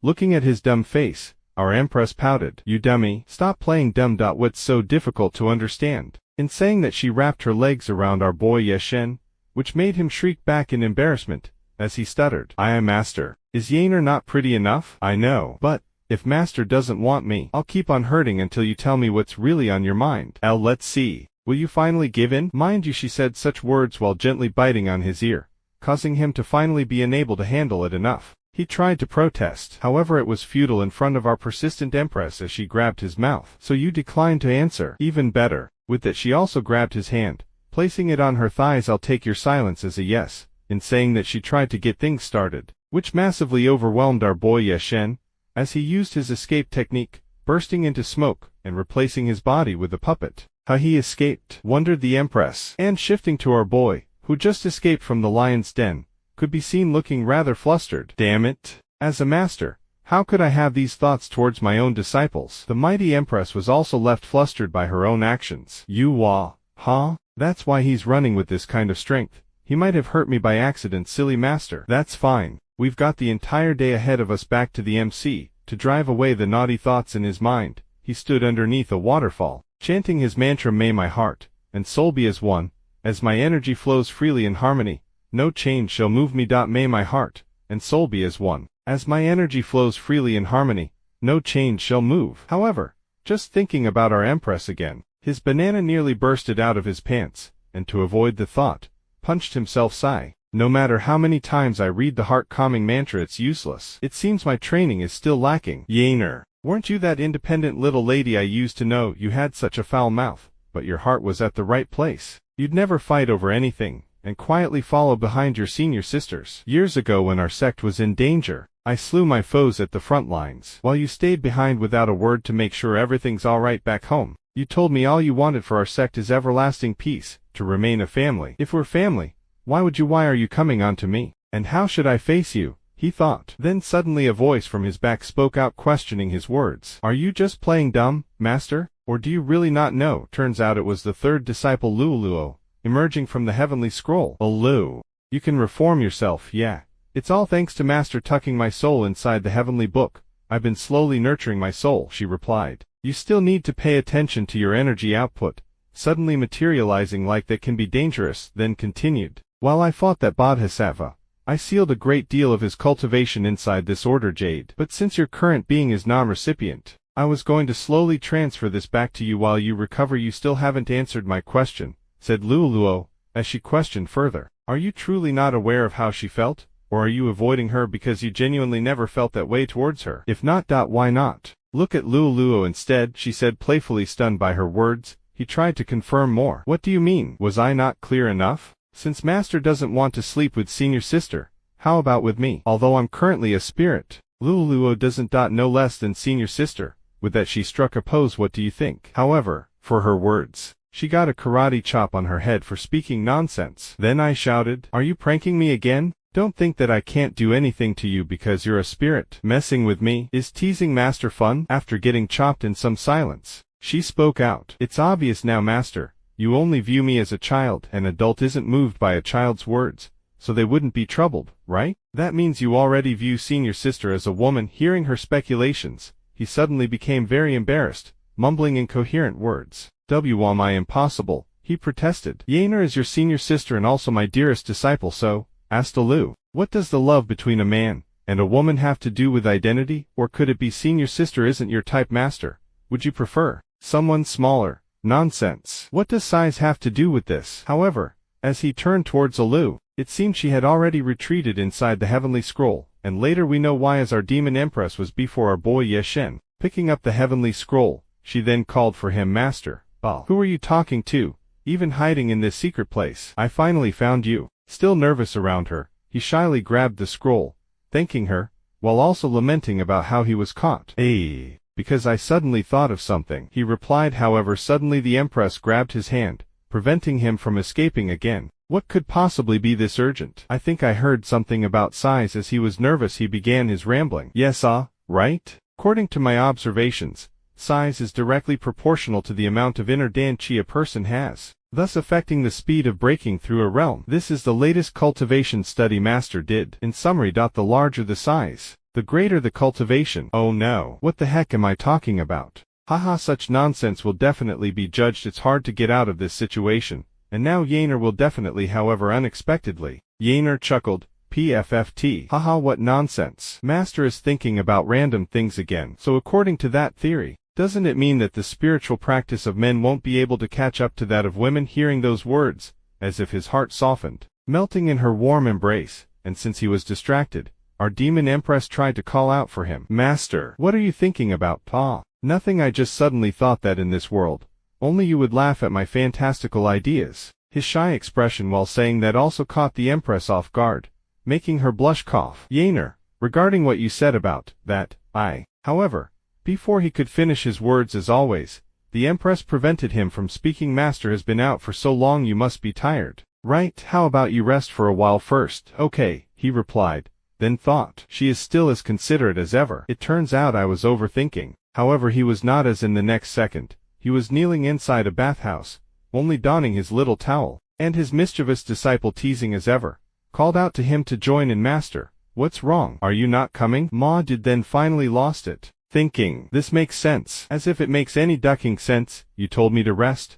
I thought I was going to eat or sleep, but it turns out, before he could finish the thought, he was interrupted. What's wrong? I remember Master cares about being clean, so why won't you come into the bath? Then continued, the spring water in this bath is called Jade Dew, and it's the #1 nourishing sacred spring in the mainland. Not only can it eliminate fatigue, but also strengthen muscles and bones. On top of that, it can improve cultivation. Master has been out and also broke through the realm in a short period of time, so Yaner thought that this would be the time to replenish your chi, or maybe, I am wrong, she asked coquettishly. No, this is exactly what Master needs. Yaner is careful and considerate of me. I'm extremely happy. It's just a man and a woman. You only needed to bring me here. As for the rest, I could. However, before he could finish, the Empress smiled and pulled him into the bath water, embracing him tightly. Master, I am your disciple. Why do we need to care about age or gender? Also, when Yaner was hurt, Master took care of me much more carefully. Furthermore, just soaking in the jade dew isn't enough. I want you to recuperate so you get twice as strong. It's better to exchange internal chi and replenish your energy in the bath. Don't be stubborn, Master, this time. Just follow my lead and allow me to serve you, all right? And no need, you don't need to. He tried to resist. However, suddenly Alu appeared from the scroll, cheerful as ever. As he was still trying to resist, Luluo pushed him from the back towards the Empress, creating an awkward scene. As his hand landed upon our Empress' soft pillow, embarrassed, she called out to him, Master, you're hurting me. Hey, Yaner, sorry, I don't like pain. I know. Turns out their little encounter was being witnessed by the general and Xiao, who were super embarrassed at this moment. With their faces turning bright red, unable to handle it anymore, the general tried to shout out to break up the steamy encounter, but Xiao acted quickly by gagging her mouth. General, what are you doing? Have you never heard of the old saying, it's better to demolish a temple than a couple? Not buying it, the general shouted. This is a different matter. They're doing these things before marriage. What about Her Highness' reputation? Where's this coming from? Miss Overprotective. Now who's the one talking about other people's affairs like you just heard? He is a gentle master. Don't worry. Please keep it down. Humph. Speaking of which, thank you for inviting me to come and purify myself in the bath, General. How else would I be able to see this domestic scene? What do you think? However, turning towards the general, she had this sad look on her face, making Xiao think back to the general's words, when she said that the Empress was the one who wants him. That's right, Her Highness is probably an important person to her. The general must feel uncomfortable that she saw such a private scene. After a knowing smile, she spoke out, but you're right, General, if it were anyone else, then this would be fine. But this is Her Highness. Her Highness is famous across the world. She cannot be caught wearing braids and having her arms pinned behind her back. General, move over here a little. Let's find the perfect opportunity, appear suddenly, and interrupt them. Looking at the Empress' seductive face, she also tried to yell out, "No," making the general also gag her mouth. "You can't, shh. Weren't you the one who told me to keep it down? Why are you making noise now? Wait, where's the pure love? How could they actually be doing it? And in a bath too. What if it's unclean and they get an infection? Ha, this is the important part." Xiao Qiao then continued, "There's nothing more important than this. You don't know this, General, but I used to be more than just a fortune teller. I was also half a doctor. Over the years, there have been women who fell ill due to their carelessness. Those ages ranged from 28 to 30. Besides, he has an extremely young holy body known for strength as powerful as a huge brick. If not careful, Her Highness will be injured. And if they have some particular kinks." However, her dirty thoughts were interrupted by the general. "Don't think about those things." But Xiao Qiao still continued, grabbing her hand. "Therefore, as fellow women, we understand the difficulties of a female. Not only should we protect Her Highness' reputation, but more importantly, her health. We must stop accidents from happening." "You're right," confirmed the general. Then how? After some watching and thinking, they both looked at each other, nodding their heads for confirmation. Next second they both dived through the window, attempting to halt their actions. "Please slow down, spare her," they shouted. However, as soon as they entered there was no one before them, making them surprise. Where are they?" From the side it seemed the duo was hiding from the intruders. With an invisibility spell, annoyed, the Empress retorted, "TSK. It's hard to get away with this. I didn't think of setting up a barrier when bathing privately. Thankfully I activated my invisibility spell in time. Now we can continue peacefully, right, Master?" However, the master she thought she was talking to had already substituted his body with a puppet again. "Oh, again? That was close," Ma Dude thought while running away. The scene then shifts to the Wu sect outer city, which was crowded and busy as ever, noisy and loud. While walking down the street with Le Soul following suit. "Wow, candied haws. I wonder if there's a kind master who can buy me a bunch of candied haws for me. You're even struggling to form a body. How can you eat a candied haw? Oh, don't I have a master who loves me the most? Even if I'm exhausted physically and mentally, he will never forget the heavenly book and make people unable to see me. That's the only reason Luoluo can come out and wander around. I care for you, but don't you sympathize for Master at all? In the bath, if you hadn't pushed me, if I didn't lend a hand, who knows when Master would touch senior sister? Sigh. Kids shouldn't meddle in adult affairs, that's it," she asked. "You were in seclusion for hundreds of years. Both senior sister and Luoluo are no longer children. You and senior sister are obviously in love. Where's the shame in letting others see, deliberately hiding here in the sex courtyard? I really don't understand. Senior sister won't eat you or anything. It was only the word love and you." However, while still talking she had not realized that Yeshen had stopped due to some reason, making her almost go through her boy. "Ah, Master, are you even listening to me?" Witnessing the reason why he had stopped, in front of them were two familiar faces we saw at the beginning, and upon seeing Yeshen the pink-haired Bai Xiao shout to our boy for help. Senior, I beg you, please help my senior sister." Upon seeing them he also remembered the duo, who he first met upon exiting his seclusion. Flower Group by Xiaohua and Flower Group by Kinger. That for more privacy they all retreated to a room, to access the injuries of the green-haired flower girl. After analyzing her body with the heavenly scroll, he sighed in relief. "That does it. Your senior sister is like this due to exhaustion of her inner elixir, and lack of physical strength. I have used magic to replenish it, so don't worry," he reassured her junior sister, and relieved by his words, she hurriedly thanked him. "Boo. Thank you for your help. Without you, I fear that my senior sister..." However, before she could finish her words, the gaze of our boy literally struck her with shock, causing her to whelp out in shock. "Wow." However, with a serious gaze, our boy began his questioning. "Just now on the street, I sensed a strange aura of magic seals coming from both of you. Just what is going on?" he asked, and with a frightened expression, she nervously replied, "As expected of my senior." "I'll tell you the truth then." With that in mind she began undressing to show something. "Senior, please take a look." After seeing what was on her body, he immediately frowned upon seeing the seal. "This seal isn't that the holy seal of the Blood River cult that I wiped out myself 100 years ago? Did you guys voluntarily accept the Blood River mark?" "No way. My sister and I are from the Flower Group, and we have sworn to our ancestors that we'd never betray them or leave our sect." "Was it a personal vendetta?" "Impossible. This was the first time my sister and I traveled down the mountain." Luoluo also joined in. even if other people couldn't see her. Oh, that's strange. I've never seen something like this, and we were just wandering around in Wu Yi sect. Master, could these two girls be spies? Listening to his disciple's speculation, he then thought, these two have shown their faces in front of hundreds of people. If they really were spies, why would they return to the Wu Yi sect? Then questioned the girl further. When members of the flower group travel outside the sect, they have to get the master's handwritten order. Did you get involved with the Blood River sect during the process? Unable to believe his words, she wondered how would that be possible. Master asked us to. She then choked on her word as if realizing something, then continued. We came here under Master's orders to look for medicinal herbs in the central part of the continent. During our trip, we passed by Wu Yi sect. Thank goodness you saved us just in time. Afterwards, my sister and I traveled east, but ran into the Blood River cult preaching in a village. No, it was more like torture than preaching. They tortured people into converting, and branded them with bloody patterns, not even sparing a 7-year-old child. Just when my sister and I wanted to hide and wait for the right time to save the villagers, we were caught, and in that crisis,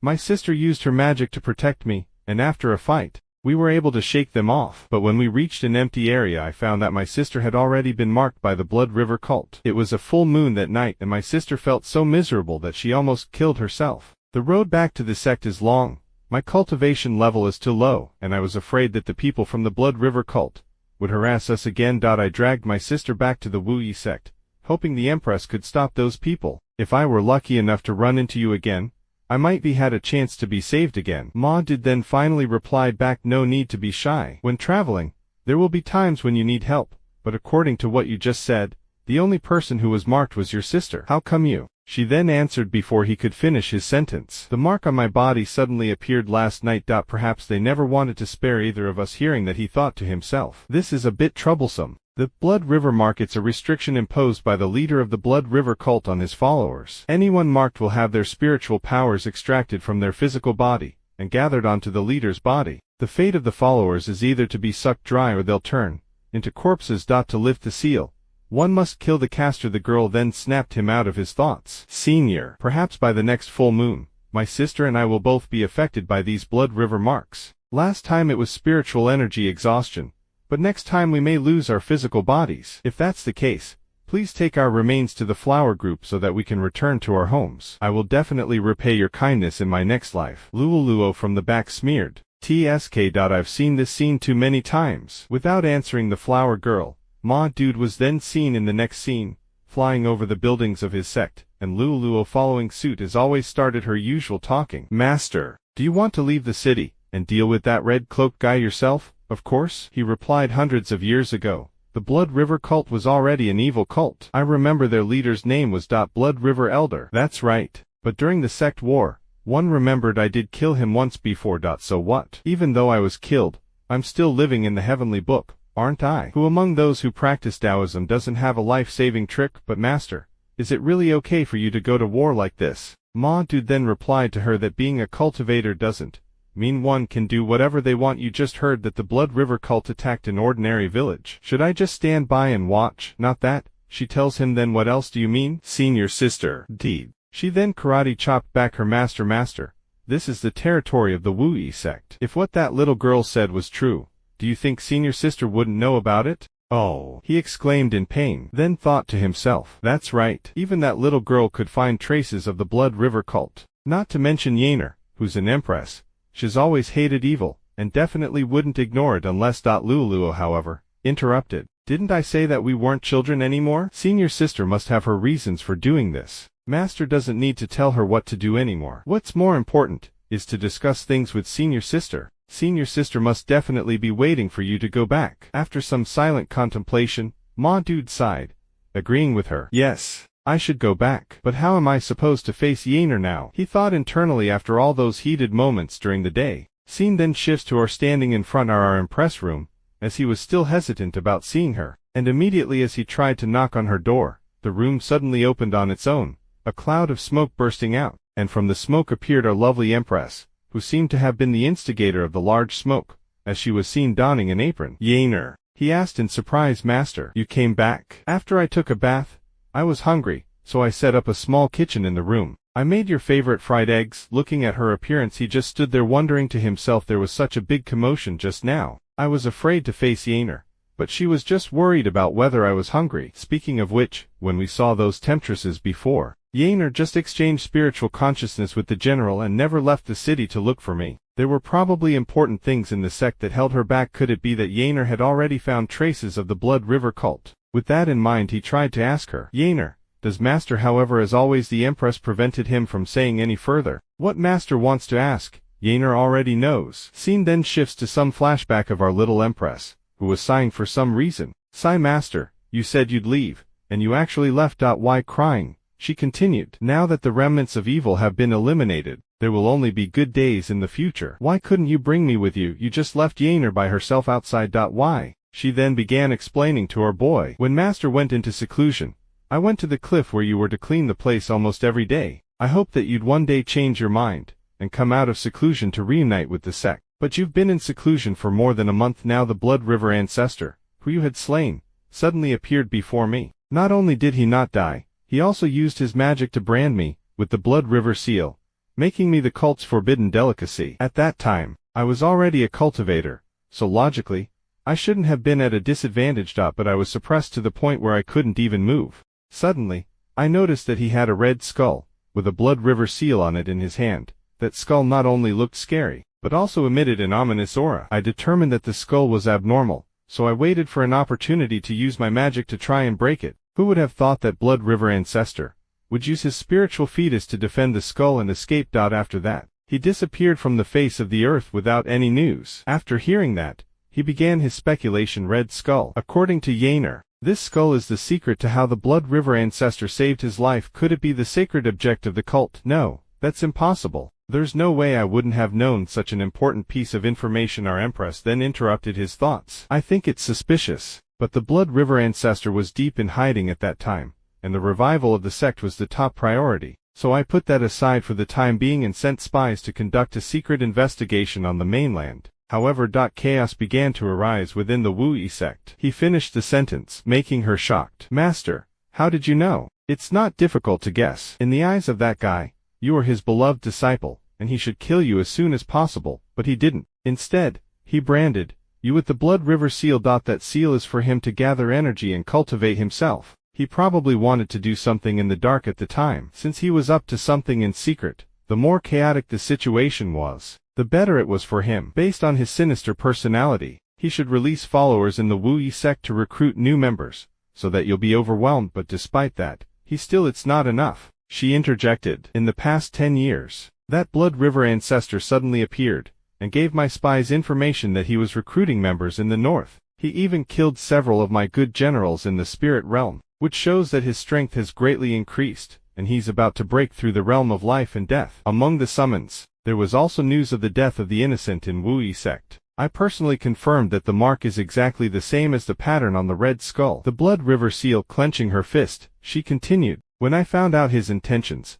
I estimated that his cultivation level wasn't high at all, so I sent people out to distribute spiritual medicine to the citizens. After drinking it, you'll have symptoms similar to ones from the seal, but it won't be as worse. It could deceive those donkeys, but they cultivated at a much faster speed than I expected. They saw right through my tactics, and started to abuse the citizens to display power. My heart. I feel. And as if feeling her emotions, he grabbed her hand and looked directly into her eyes, finishing her sentence with the word, hatred, which made her feel some butterflies as Ma Dude was being so serious at that moment, making her world colorful, and Ma Dude did not stop at that as came closer to her, rubbing her cheek. He continued, I understand your suffering, Yaner. The Blood River ancestor is vicious, cruel, and murderous, yet he's never willing to confront anyone head-on. If he wants to hide, no one can find him. If we were to launch an attack right now and kill the believers of the cult within the sect, it would inevitably cause panic among the people, making the situation more chaotic. This would make it even harder to catch the criminals. He spread that news to draw your attention and disrupt the hearts of the people,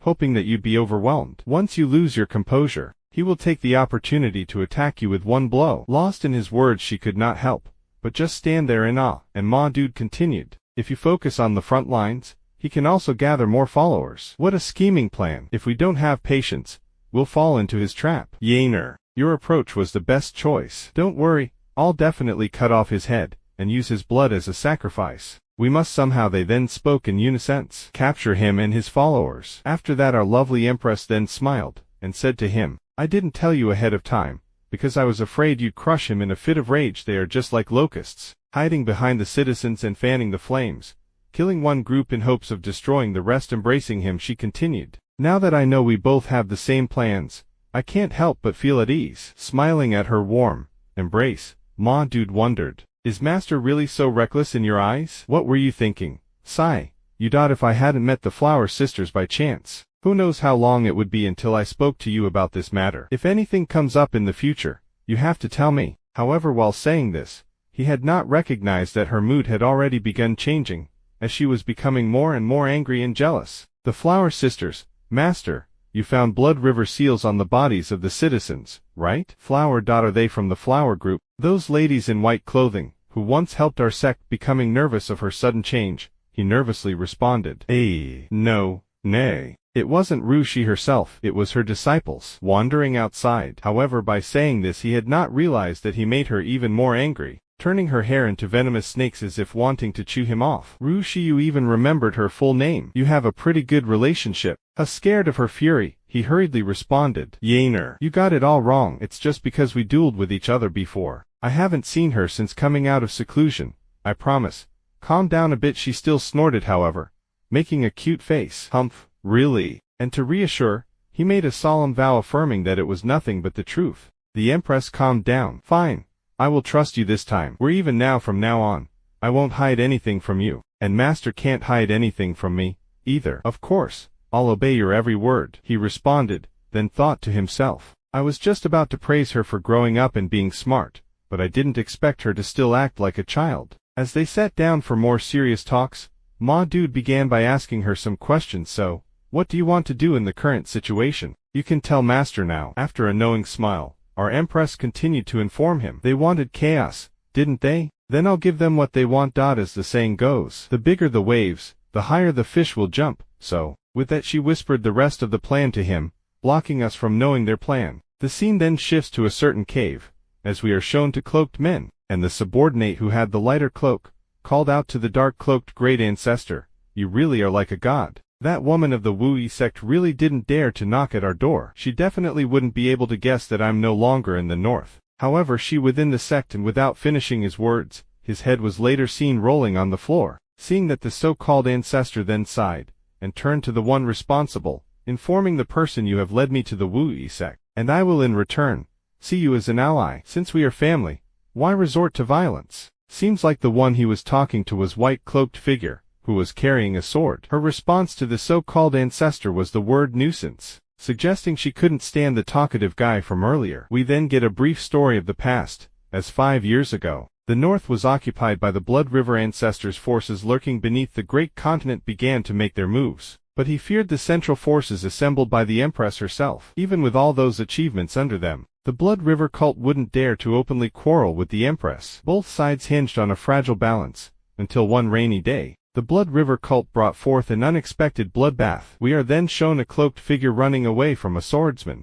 A mysterious assassin not only managed to uncover the Blood River ancestors' hideout, but wiped every single elite out. The dude who was running was soon halted by a sword slash ahead of his path, and seeing the assassin, he questioned the person. You, who are you? I'm a salesperson, replied the assassin, and we can probably guess the next events, as the escapee's head was seen rolling on the ground. Oh, you're back. The dark-cloaked figure then informed the assassin that if he or she was complaining about the noise, one word and he'll have them all back down. Why resort to violence like you did back then? He then revealed his mutilated face and continued, though, I certainly wouldn't mind cleaning up this place for a change. Seeing that he got no response from the assassin, he continued while waving his hand. The mole I've planted in the Wu sect bears news. The Empress is planning on holding the Heaven and Earth ritual tonight. The Heaven and Earth ritual to use the specters of extraordinary individuals to richly enhance one's body. But even a single mishap can cause the energy to backflow. Not only will they fail to break into another realm, but will also lead to true death. Holding a big skeleton head, Ma Dude continued, she must be planning to wipe them all out, and settle our grudges once and for all. As expected of the fiercest woman in the entire continent, yet she's being too hasty with this. The field is set, but all it lacks is the spark. I require more backup. Who would enter the ranks of Wu with me so that they would lead me into the city themselves? Not wanting to waste any more time, the white-clothed assassin pulled out a golden scroll for teleportation. Scene then shifts to the Wu-Yi sect. Top a cliff, and looking down at the brightly lit Wu-Yi sect, Ma Dude became excited. As expected of you, dear friend. It is exactly as you said. The Empress had her force lying in ambush on all the choke points leading to her palace. But even I didn't expect you to have a secret passage, prepared 5 years ago, one that would lead us directly into the palace, no less. Now, let us enjoy the show. After some silent contemplation, the assassin finally replied that he talked too much. The scene then shifts to our mighty Empress, who was now donning white majestic robes, and after some touch-ups, our boy outside the room came to ask if she was prepared yet, and after confirming that she was, they prepared to depart. Let us go. With that, the beginning of the heaven and earth ritual was about to commence, and with the moon shining ever so brightly, the Empress then yelled out to the heavens, as the time of fortune was upon them. With the festivities beginning, the atmosphere was truly bustling, and one particular child walking with her mother was amazed by all the decorations and asked in surprise, "Wow, Mom, what's going on? Are they celebrating New Year's?" Smiling at her innocence, the mother replied back, "Silly girl, New Year doesn't come before snow, but it's at night. Why isn't anyone going to bed?" She asked again. "That's because we've been summoned by the Empress herself." She then pointed towards the Empress guards giving out posters. Taking one of the posters offered, she handed it down to the little child, and upon reading the paper, the little girl was surprised and asked innocently once more, "Hey, is she not gonna go to bed as well?" "That's right. She's been working so hard for this day that she wasn't able to get any sleep herself. Aren't you her biggest fan too?" asked the mother, and the little girl happily agreed. "And there you have it. Now why don't we all offer our prayers to her, wishing her nothing but success and happiness together." The prayer then went something like this: "Above the blue sky, shines light upon the land. To each their own, where their spirits gather, light from above and below, meticulously spread to 4 directions. Gods above the skies, spirits on earth, may you bless our Empress with long-lasting peace." Above a building a dark figure appeared, and amused by the sight, he chuckled. The altar is set, and countless civilians begin to chant their blessings. It seems like Luan Yaner is set on holding the heaven and earth ritual. Bro Taserface then pulled out his trusty skull artifact and continued, "There is no issues with detecting the holy objects in the vicinity either. Wonderful. I imagine Luan Yaner would have something prepared in cases like this. But I was worried for nothing down below. We could see our Empress walking down the street." The dude then continued, "We have something to discuss too after this. Once she's made a breakthrough, that is." He then turned to ask, "What about it, my dear ally?" However, looking back, he saw that his so-called ally had disappeared. Gone. Just like that. Her returned to the port with the fishing hook. "And not going to show your face anymore. Very well. Save me some breath. Once I have Luan Yaner in my palm, I'll be the one in charge of this transaction." As he began his plan to take over the Empress body, it could be seen that the Empress down below was being possessed by the guy's invisible technique, making her go berserk, flinging away anyone who was around her, and the one furthest away turned around to wonder in surprise. "Your Highness, is it done?" However, the Empress eyes were bloodshot at this moment, thinking of nothing but carnage. From behind, the dude landed, feeling delighted. "Finally you're mine, Luan Yaner, Blood River bastard." "What are you doing here?" shouted one of the guards. "That's not right." However, before she could say more, the bloody patterns creeping up her hand kept her quiet. Unleashing his technique, he shouted, "You should be calling me Great Ancestor. Now, Luan Yaner, with your life and death realm, brand them all with the Blood River seal." As the Empress was about to attack, it seemed she ran out of energy, as her legs gave way, making Bro Taserface surprised. "Hey, what's going on?" Then thought to himself, "Whatever I sense from her. It's dissipating. Does that mean the heaven and earth ritual was a dud? Impossible. I sense the energy of someone from the life and death realm from her when I branded her with the seal. What exactly is going?" However, before he could finish his sentence, our boy Yashen from behind was already throwing a punch to knock the daylights out of the Taserface, sending him across the other side, crashing into a wall. "Ugh," he groaned in pain. "Long time no see." Looking up to the familiar voice, he wondered in shock, blood gushing out his mouth. "You're that bastard, Blood River." Ever the sneaky opportunist. Feeling agitated, the Taserface shouted in disbelief, "No, impossible. I've searched for you during the last 100 years, and I can confirm nothing remains of your body and soul. There's no way you can be right here." However, our real Empress from the side also interjected, "And what's so impossible about that, Luan Yaner?" The dude wondered in shock. However, he was ignored as our boy turned towards his disciple. "Yaner, How are you feeling? Nothing can go wrong, with Master by my side. Unfortunately, the same cannot be said of that puppet, she replied, and upon hearing that bro Taserface was truly shocked. What? So you're the target of the ritual instead after all? No way someone in the sculpting divinity realm would be able to forge a puppet with the aura of someone in the life and death realm unless you've made a breakthrough. After hearing his conclusion, our boy Ye Shen sighed. Like I said, you're ever the same. Ma Dude then started dropping some knowledge to enlighten him. Judging by your personality, the news of the Blood River troops marching onwards definitely isn't something you're responsible for. If so, then you definitely had plans elsewhere in preparation. And a decisive move in fact, and immediately going for the throat of the Wu Yi sect would be your best option, given Yaner's been keeping a close watch on her borders. You do something to take advantage of her meticulous nature.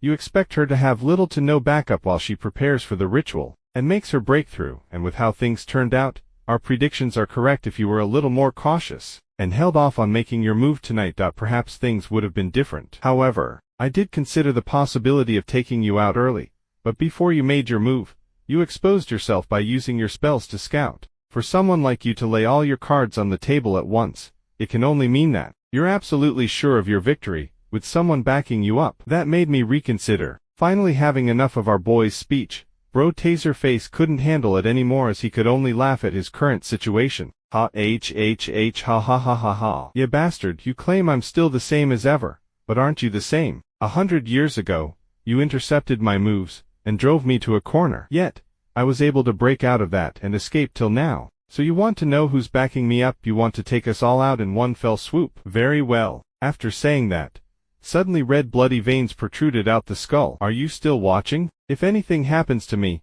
then you know the deal is off. Save me, King of Assassins, he pleaded. That certain King of Assassins had already made a move, as she was already behind our Empress, looking to end it swiftly. However, our boy Ye Shen was a bit faster, as he had already jumped in to block the attack for her. Looking closely, the Empress recognized the so-called King of Assassins, making her truly shocked. How could this be? Second junior sister. Hearing that, it caught Ye Shen off guard, as the one attacking them was his second disciple. Wu Yi sect, second disciple of Ye Shen. The bloodthirsty Shura. Is that really you, Shiruo? Wondered our boy. What happened to you? The girl, however, did not respond, and instead took a step back, trying to assess the situation. However, from the side, the skull dude laughed at the little reunion. Hey, AKH. When you're making all those threats, did you expect something like this to happen? Just you wait, there's more to come. For his shouting and disgusting face, he got a huge blow to his mouth. Another word and your jaw is next, warned Ye Shen. However, his disciple gave no time to think, as she attacked once more, making the Empress shout in panic. Don't do this, junior sister. And instead of stooping, she turned her gaze towards her, unleashing a slash towards the Empress. Why are you lying to yourself? Spoke Shiruo. However, she did not realize that he made our boy Ye Shen even more angry, as he was already behind her, looking rather menacing. His attack created a huge gust of smoke, and emerging out of the smoke, it was seen that the disciple had blocked the attack. However, Ye Shen then began his scolding. Under the same school, we are like family. No matter the reason, you shouldn't act against your senior sister, Shiruo. You're very similar, answered the disciple, not believing that the person in front of her was her master. After pushing back a little, she prepared another attack. I'll test my blade. She then unleashed her sword technique, was still blocked by our boy. Master, the two of you, please stop, shouted the Empress from behind. You're the one lying to yourself. Take a look. That's Master himself. And why are you doubting us? Confused, Ma Dude asked. Yaner, what are you talking about? Ignoring him, Shiruo leapt at the Empress again. Senior sister. Give that thing to me. And I won't bother. However, her vision suddenly split in two, attacked by our boy Ye Shen.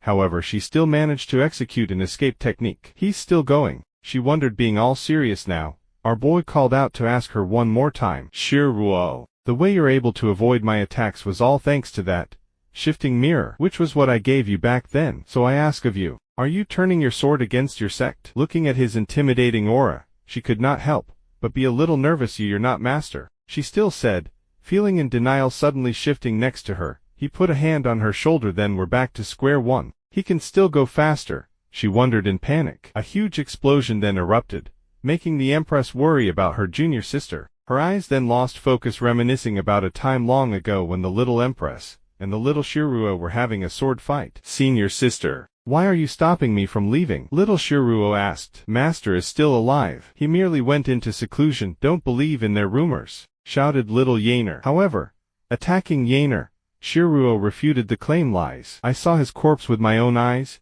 You won't fool me. Impossible. I was the one who saw to it you were tricked. If you were to leave now and go after then, you'll be falling into their trap. The heavenly conquering honored one catching her attention, Shiruo continued. I bet you're scared after knowing the name of the culprit, aren't you? But not me. I'm not afraid. I will avenge Master myself. Scene then shifts to the present again as our boy was obviously overpowering his second disciple. However, suddenly Yaner jumped in between them, stopping their fight, which surprised our boy. Yaner, Master, please. I beg of you. Let's listen to what she has to say. However, because of their distraction, she was suddenly caught by the Blood River curse, who was now laughing in triumph. I did. It's now. Ha ha ha. Now you're mine. The scoundrel manages to take advantage of the chaos. Before the climax, the scene shifts to the duo Flower Sisters, who were jumping across buildings. Sister, no you won't. You haven't fully recovered from your injuries.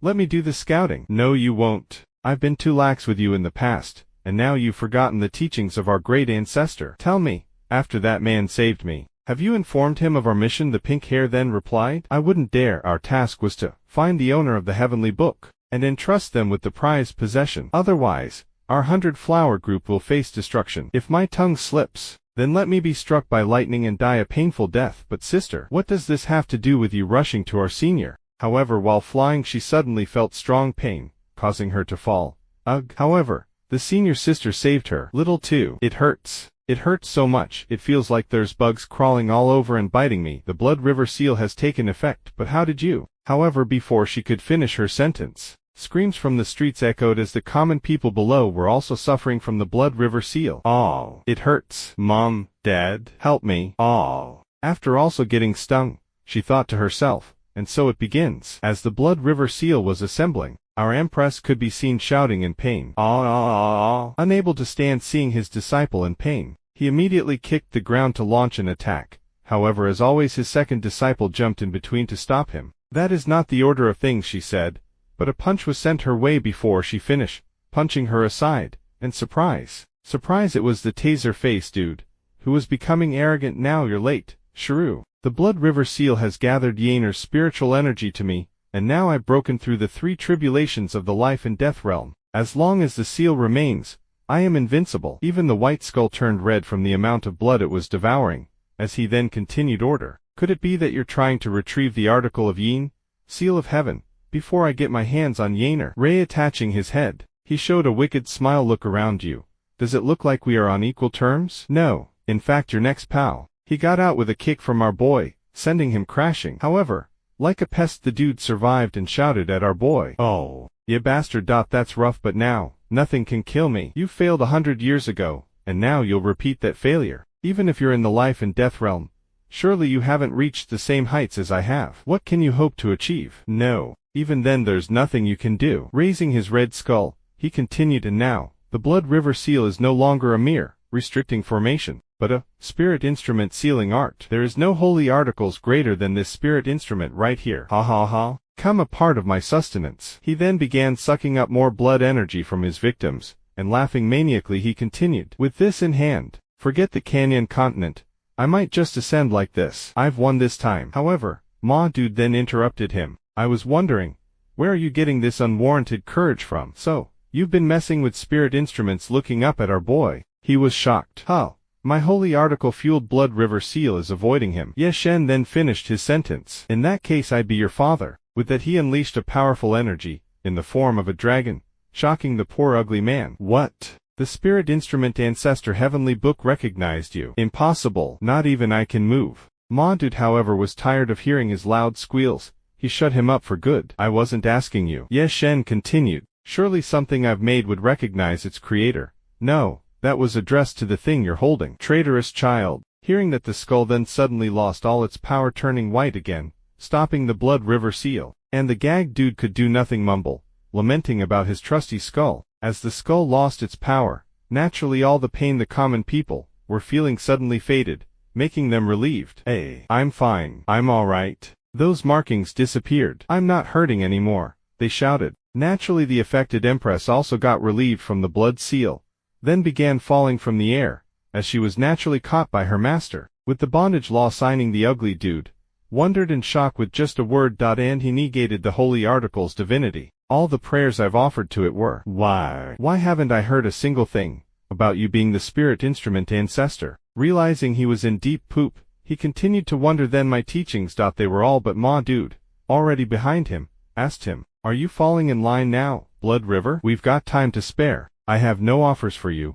We can strip you flesh from bone, or we can boil you alive. Now choose. However, out of fear, the Blood River dude exploded himself into pieces, blood spilling out like a fountain, which made our boy sigh. You never change. Even the slightest provocation, you'd blow up like that. And you, Shiruo, with your senior sister in danger, you chose to turn your blade on our enemy, and for that, I'll tolerate you. 3 days. Wipe yourself, and return to the sect. I'll give you a chance to explain yourself. Feeling ashamed, the girl hid her face, looking downcast, then disappeared out of sight. As soon as she disappeared, a hand emerged from behind a boulder, which turned out to be the 2 flower sisters. Finally, we've found it. The scene then shifts to the forest, as Shura's body suddenly slammed on the floor. Ugh, she exclaimed in pain. It seemed that she landed in front of someone, as that certain person exclaimed in a playful tone, oh dear, that wasn't easy. After an encounter, combined with blessings from the spirit instrument, enhanced Blood River seal. And you still have the strength to crawl this far. As expected of the king of assassins. Sadly, we could not see the true face of the demonic woman before the second disciple. She then continued with a menacing smile. I almost didn't catch up to you. How annoying. Still persisting, Shiruo weakly replied that she had brought back the skull. So now, they can talk. Oh, so this is the skull of the venerable Yeshen of the Wuyi sect. Oh dear. How long did it take? And you just forgot about your master's final words like that. She then began poisoning Arshura's mind, recreating the scenes of her master's death, saying how she cannot accept her defeat at the hands of the heavenly conquering honored one. If the stars align, seek vengeance for me. You're the one he treasured most. She continued, so he chose to leave this task to you. But you're trusting that look-alike skin puppet, who raised his fist at you. How laughable. Obviously, that's a fake made by Luan Yaner. Who would have thought the king of assassins is as self-deceiving as that soft-hearted empress herself. Her words, however, agitated Shrew as she yelled out that she would never. However, it seemed that's what the demonic girl was hoping for as she placed her fan on the forehead of the second disciple, creating shockwaves in her brain as if brainwashing her. Always so troublesome, said the demonic girl after completing her actions. But I suppose it only works when your psyche is weakened like this. That encounter left you completely drained, didn't it? Don't worry, you won't feel a thing now. You'll feel so good that you won't be able to remember anything. The cursed seals will rid you of all your unpleasant memories. That Blood River ancestor was useless until the very end, but he managed to bring back results. Too bad I don't have time to confirm it for myself. Her Majesty is still unconscious. Hurry and bring in the doctors. We then get a clear view of the devious cunning demon lady, and her title, Lord of the Red Mountain. Shifting to the Empress chamber, one of her guards was seen barking at another. Her Majesty is still unconscious. Hurry and bring in the doctors. Behind a certain window was the green-haired flower girl, who was hiding, and as they left, she sighed in relief. The situation turned out to be worse than I thought. Pulling out a flower pendant, she continued, the great ancestor entrusted us to deliver this to the owner of the heavenly book, but it doesn't seem like I'll be getting that chance anytime soon. Not to mention Xiao Tu is. However, the shout of a guard interrupted her train of thoughts. Supreme One, they called out towards our boy Go rest up, he instructed while striding towards the Empress chamber. Reluctant, they tried to voice out their thoughts. However, our boy was in no mood to joke around, as he gave them a menacing glare, scaring the pants out of them as he entered. He could forth Luo. I got it. Your guess was right, Master. It's a poison, she declared. As expected, even with the cursed seals removed, Yaner is still unconscious. I figured as much when I carried her back, but it's been many years and I'm not aware of how far they've developed poison. Any ideas, Luo? It's something that's been long lost in the books. The killing seal poison, he muttered. The so-called killing seal is a seal implanted on a cultivator's body, a curse that functions as a limiter for their spiritual energy. It will continue to weaken its target as they slowly suffer from various injuries, and perish from their body being unable to handle their power. Planting the Blood River seal on was just a cover, to implant the killing seal instead.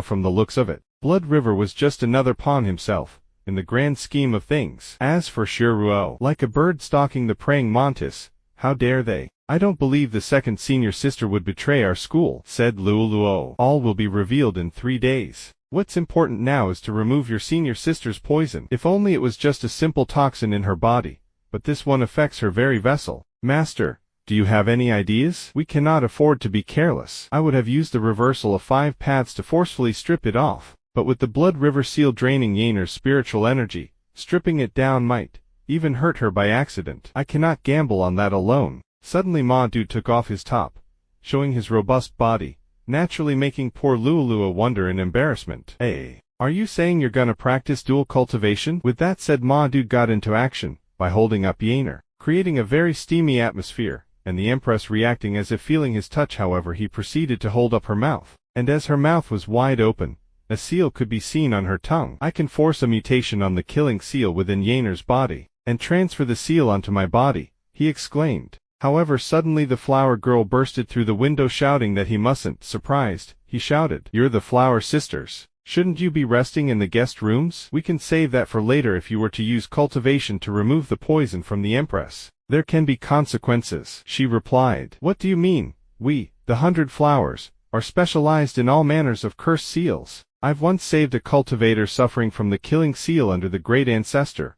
While this is the best way to break the seal, there's a deadly trap within." When the killing seal was implanted on its victim, part of it became the cultivator's energy reserves. In other words, you may end up killing her by stripping her of what little remains of her energy. That's the danger. In this type of situation, we should be mindful of Her Majesty's physical condition as well. And so I, representing the 100 Flowers, would like to volunteer. If Senior is willing to put his trust in me, I'll have to repay the favor for saving us sisters after all. Mind you, she was saying all this while blushing. Master, I've investigated using my technique. She's right about the cursed seals, though I'm not certain about her motives, whispered Luoluo. I am aware. Seeing the Empress wince in pain again, he became agitated, and the flower girl immediately rushed to tend to the Empress. Time is of essence. Allow me. Placing her hand on the Empress' abdomen, she then activated her technique, as blue aura started swirling around her. Wait. Something's wrong. She appears to be absorbing my energy, she thought. Ugh, this shouldn't be it. The killing seal is supposed to just absorb the cultivation of the victim, and I'm just here to stabilize. So why am I the one being sucked now? Could it be suddenly the Empress blew on her ear, causing her to have a massive reaction? I want you. The technique caused a huge backlash, as the Empress pushed her back with great force. Seeing that, our boy informed her that he understood her intentions, but Yener's constitution is special, so she might end up getting hurt instead. Could it be her spiritual root counters the nature of the killing seal? Indeed, Yener's roots are of the fire affinity, while the killing seal is wood. From their natures clashing, it'll result in them indiscriminately absorbing the surrounding energy. I appreciate your intentions to help my dearest disciple, but you have underestimated the danger it poses. I planned on using my body to channel her energy to remove the killing seal from her body, while supplying her with the energy she needs with the spiritual instrument. But you jumped at her first in a daze. She wondered. Spiritual instrument? He's referring to that priceless heavenly book as a mere spiritual instrument.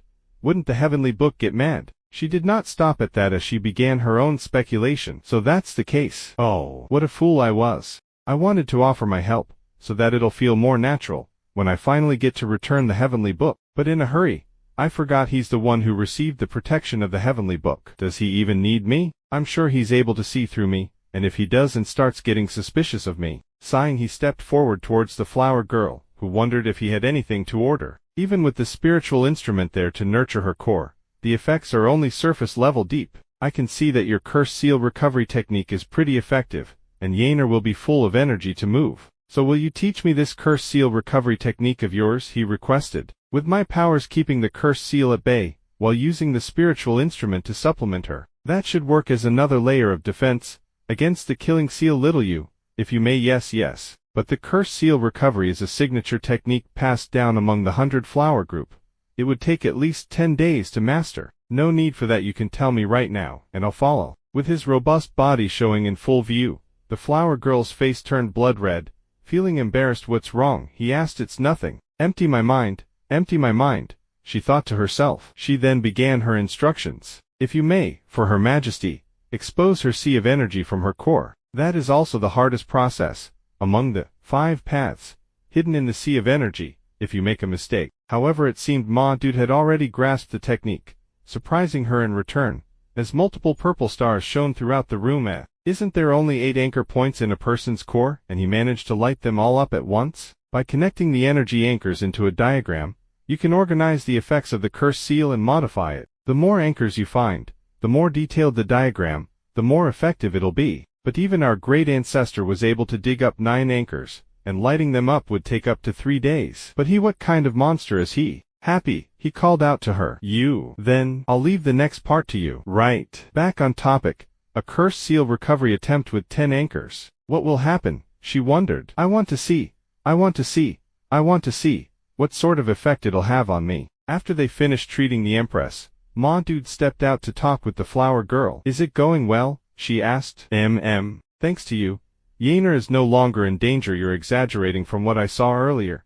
I'm sure Her Majesty would have been fine even without me. I bet you were able to tell I was troubled, and decided to help me save face. To walk in this world, a gain for the others is a gain for the self. If I'm recognizing it as a debt to be repaid, then no need to overthink it. In other words, as long as it's within my powers, naturally I'll help. There's no hiding from you. But still, it is not time yet. Please give us time. Once my sister's awake, we'll properly explain ourselves. Is that so? In the meantime, I'd like to ask for your help again. Do tell. How many users of this killing seal are there? He asked, and with a downcast expression, she answered. The killing seal is a cursed seal that has long existed since ancient times, but it's now a forbidden technique. Perhaps there were a lot of cultivators looking for a shortcut back then, and those victims were the ones our great ancestors brought us to work on. But I can't imagine someone among those victims to target Her Majesty naturally. But then, among these cultivators, how did they manage to get their hands on the forbidden technique? He wondered to himself.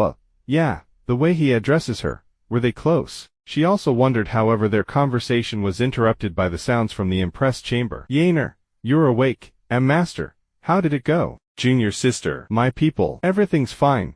I got it all handled. Just take care of yourself for now. As for your junior sister, I have my plans. Hearing that, she started feeling guilty as she asked for forgiveness, since she has been lying to him. I promised you I would never lie to you again, but I failed to uphold that. Wiping her tears, he asked. Is this about Xiao Luo? Yeah, truth to be told, I think I know why my junior sister is doing this. Once you've entered seclusion and we left the mountain, we sneaked back to where our sect was, and at the master's favorite meditation spot, we discovered a mysterious note. It claims you weren't in seclusion, but killed by the Heavenly Conquering One, with nothing remaining of your body. I did my best to explain myself, but I cannot completely remove their doubts. She believed you were killed, and planned to seek vengeance in your name. I tried to stop her, and we battled, but I was unable to stop her. Hearing all that, he thought to himself, the Heavenly Conquering One 100 years ago. I recall he was a peak expert of the life and death realm in the 7th tribulations. The Xiao Luo back then wasn't even in the sculpting divinity realm,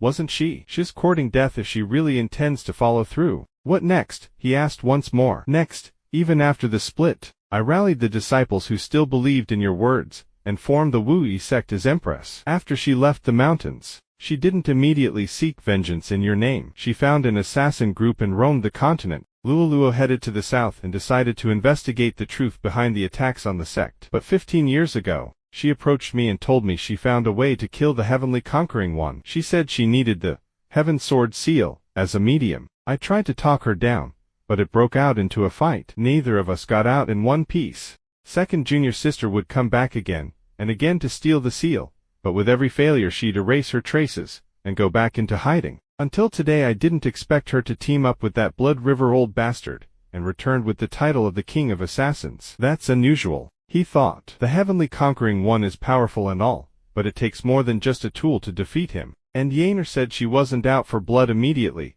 so her activities during these 10 years are worth looking into. The King of Assassins, huh? Xiao Luo, you were just a scaredy cat back then. We then have a flashback to the old days, as we could see young Shiruo crying on the floor for her master. Ugh, master, it's dark. It's scary, appearing for the rescue. He asked her, what are you doing here at the back of the mountain all by yourself? Your senior sister's worried sick, master. If I don't do this test of courage with them, they won't play with me anymore. Sighing at her innocent actions, he smiled and picked her up. Here, master will lend you one of my secret treasures. Here's the Event Horizon Mirror. Rub it when you're in danger and you'll be somewhere safe. Master, do you get scared too? Of course. Everyone does. Impossible. Every time we get attacked, you're the first one to respond and you never lose. Because I'm afraid. I'm afraid if I lost, there'd be no one else to protect you all. Don't you want to be with everyone as well? Fear can bring you courage when overcome. Accept it, and you'll never be afraid of any nasty cultivators from this point onwards. Naturally his words touched the little disciple's heart as her eyes were shining with admiration. Then asked her, then just for today, can I not be brave? Your master is right here. Everything's fine. His thoughts were then cut off by the Empress, calling out for him. Master, what's wrong? It's nothing to worry about. Besides, I already gave her an ultimatum to return in 3 days to explain things to us. You've already arranged that? She wondered. 3 days. So we have some more time. I've made preparations too. This time she'll stay and talk. And with the death of the Blood River ancestor, the power his sect once held will soon dissipate. Yaner. You can't even stand still. You should take care of your body. I used dual cultivation to clear the killing seal from your body, but your core is still damaged. You need to rest up to heal. You can't hurry with that. Hearing that, her face immediately turned bright red, wondering if he truly said dual cultivation. What's wrong with? However, before he could finish, the Empress swatted away his hand, and making a cute face, wondered why he had to do that while she was unconscious. Couldn't you wait until I'm awake? Stupid master. Ouch. Are you telling me to wait when lives are at stake? After exhausting her energy, she asked how she was hit with the killing seal. It's not his style, and the junior sister's not skilled with curses either. She then called out for the general, who was on the roof, still injured. Chun, I'm here. Per your orders, I've been keeping watch at the secret passage. As you expected, there was an attempt to infiltrate. After a brief struggle, that person left. It's an expert on cursed seals. I see. Be at ease.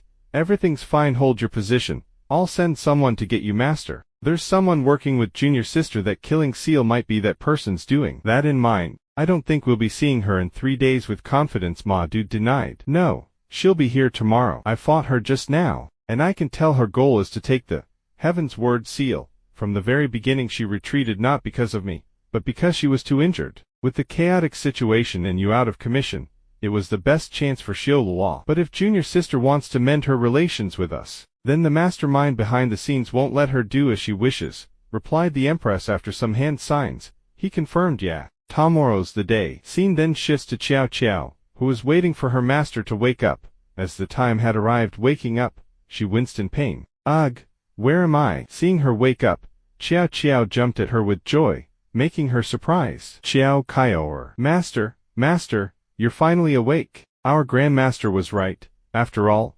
Grandmaster. Then these must be Kaior, good disciple. You met the Grandmaster. Where is he? As if on cue a voice called out to her. Ah Swan, long time no see on a day like today. Do you find it to your liking seeing them both? She could not help but cry, and with a crying smile, asked, this reunion today, didn't you foresee it long ago? Why ask now if I like it or not? The art of divination reveals only the outcome. I foresaw that today we would reunite as master and disciple, but it did not reveal the struggles of this journey. Ah Swan, thank you for all your hardships. The Empress also joined in, asking how she was feeling. If you need anything, feel free to speak up, junior sister. Senior sister will take care of it for you. All right then, I do have one wish, but before that, master, is there something you still need my help with? Nothing can escape your perception. Scene then shifts to the second disciple, who had arrived at the sect, as if looking for something, and jumping down to a room. She was met with the Empress calling out for her second junior sister. Haven't you given up these thoughts? We come from the same sect. Why must we come to such bloody conflict to this point? If master saw us harming each other, wouldn't he be heartbroken? Turning back sharply, she did waste time in attacking with her trusty sword to hide your aura to this extent. Senior sister. Why put on such a feeble and foolish appearance? Second junior sister. Enough. With that she bound the second disciple with her red threads, creating a somewhat pleasant scene. The treasure left by master, the Hundan treasure mirror. Unless I die, there's absolutely no way I'll hand it over to you. Today, we settle this here and now. As always, the second disciple shifted her body behind the Empress, placing her sword on her neck. It's useless, she says with shift and reflection. Senior sister, you won't be able to catch me. As for the Hundan treasure mirror, I don't need you to hand it over to me. I already know where it will be today. Suddenly something fell in front of them, creating dust clouds, and from it was a red pillow that seemed to be the target. She used her telekinesis to forcefully grab it. Second junior sister, don't listen to others' deceitful words anymore. Master really isn't dead.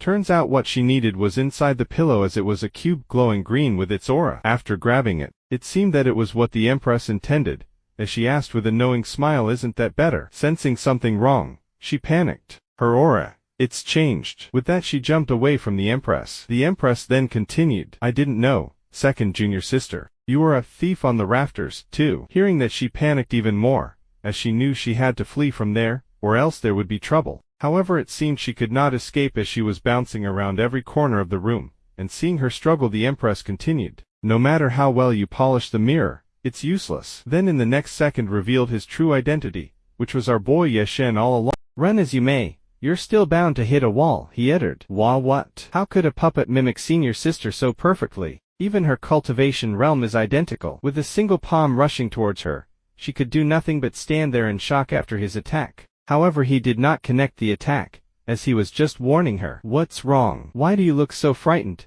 and pitiful? Didn't I teach you to observe 1 to see 10 in battle? In Oswan's for Corners domain, all of your escape routes are accounted for. Once you touch the treasure mirror, you'll be trapped, as if bound in divination itself. This is just one of the simplest methods to catch you. You're too wary, aren't you? Adopting the guise of your senior sister to put up a futile resistance, it seems you really fell for this trick." Hearing that, she was shocked. "Divine Son, isn't she already dead?" she wondered. However, before she finished her thoughts, Ma Dude interrupted. "You rely far too much on shift and reflection. Because you're too weak, you always think of escaping. Bloodthirsty assassin. You're still the most fearful one." "Silence, you imposter, just an imposter," she shouted in fright. And losing her calm, she charged for an attack. "You're not worthy to speak his words. Finally, you've come out." He then unleashed the seal of incantation technique, binding her movements. "Excellent. I've caught you." Feeling his intense aura, she became startled. "What's going on? It's clearly just a puppet,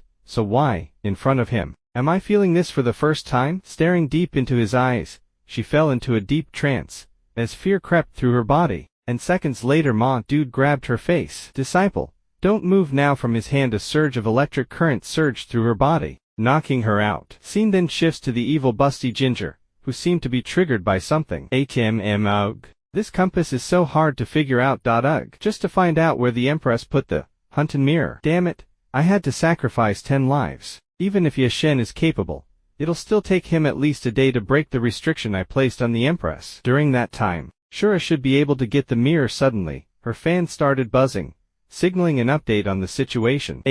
Buzzing some more. It really forced her to check the situation. "Hey, this aura. It's the frenzy mark I placed on Shura." She activated it. Wait, could it be? Before she could do anything, her trusty fan began cracking as spiritual energy bursted through the fan, not sparing her clothes as well, as it ripped them to shreds. Oh, is it Yeshen? No, how could this be? He's reversing the spiritual energy back through my seal, counteracting it. Saying that, it's as if she could imagine his image grabbing her head tightly. "No, wait. He's not trying to counteract me, he's reversing the energy flow to locate my position." With that in mind, she bit her fingers to draw blood, and drew an inscription to counteract his locating spell. "I'm not some easy woman to deal with," she declares, which in turn created a huge explosion. The explosion could even be seen near the sect. As the scene shifted there, as the recovering diviner called out for her senior sister. "It's barely been a moment since Master left, and you're already thinking." Draping her coat over her, the Empress replied. "What nonsense are you talking about? I'm just worried." Yes. You're worried Shura might act too recklessly, and end up angering Master with consequences we can't imagine, right? Do you know why Master didn't let you go along? Mostly because he's afraid I'd plead for her wrong. Master doesn't want you to carry karmic burdens anymore. It's said that each person has their own destiny. Back then, Shura's senior sister made her choice because she had her reasons. Like a fledgling bird leaving the nest, you can't watch over her forever. I know you've always wanted to share Master's burdens, but have you considered maybe the Master doesn't need your help after all?" Hearing that, the Empress could not help but stay silent. Suddenly our boy's figure appeared. "Oh, Master, are you done?" Could be seen that he was carrying his second disciple on his back, and placing her on the bed. The Empress finally spoke out. "Second junior sister is unharmed. Master, you still showed her mercy. When I set a 3-day pact with her, I'd already prepared for Oswan to arrange a formation to trap her. Although the timing was slightly ahead, the result was favorable. After finding a third-party curse mark on Yaner, I predicted they would also place one on Shura. I wanted to use the reverse flow of spiritual energy to locate their position, and teleport directly to them. but the person severed the connection by summoning a heavenly thunder strike to cut off the trail. Hearing that, the Empress wondered. A lizard severing its tail. Master, spiritual energy doesn't disappear so easily. I could lead our forces to the break point and dig them out. Do not pursue cornered enemies. If he dared to invoke heavenly thunder, he must have something to rely on. Were I him, I would create an even more horrific scene to lure enemies deeper into my territory. At this moment, whether engaging the vanguard or flanking from behind, both serve his calculations. That's true. But are we just going to let him go? She wondered. Of course not. When I backflowed the spiritual energy through his seal, I left a beacon behind. Will catch him off guard when he lets it down. Right now, the priority is securing our position. Yaner, take time to recuperate. When Shura awakens, I'll speak with her. Yeah. Let's hope the second sister won't be so stubborn this time. Looking at her sorrowful demeanor, he thought to himself. After all this time, our reunion ends up being a chaotic mess. He then slowly called out to her.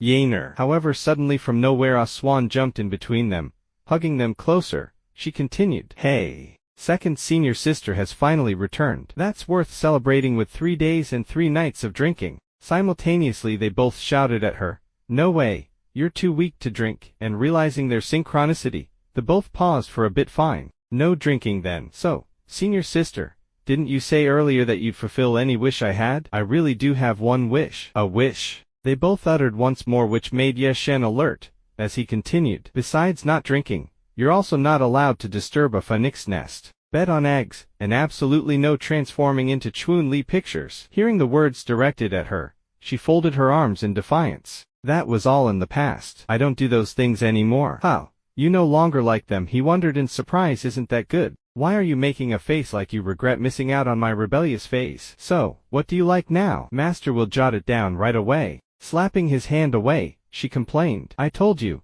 stop treating me like a kid. From the side, however, seeing all this, our Empress could not help but chuckle at their playfulness. Haha, seriously, Master is such a blockhead. Whatever you say, he'll do just the opposite after all these years.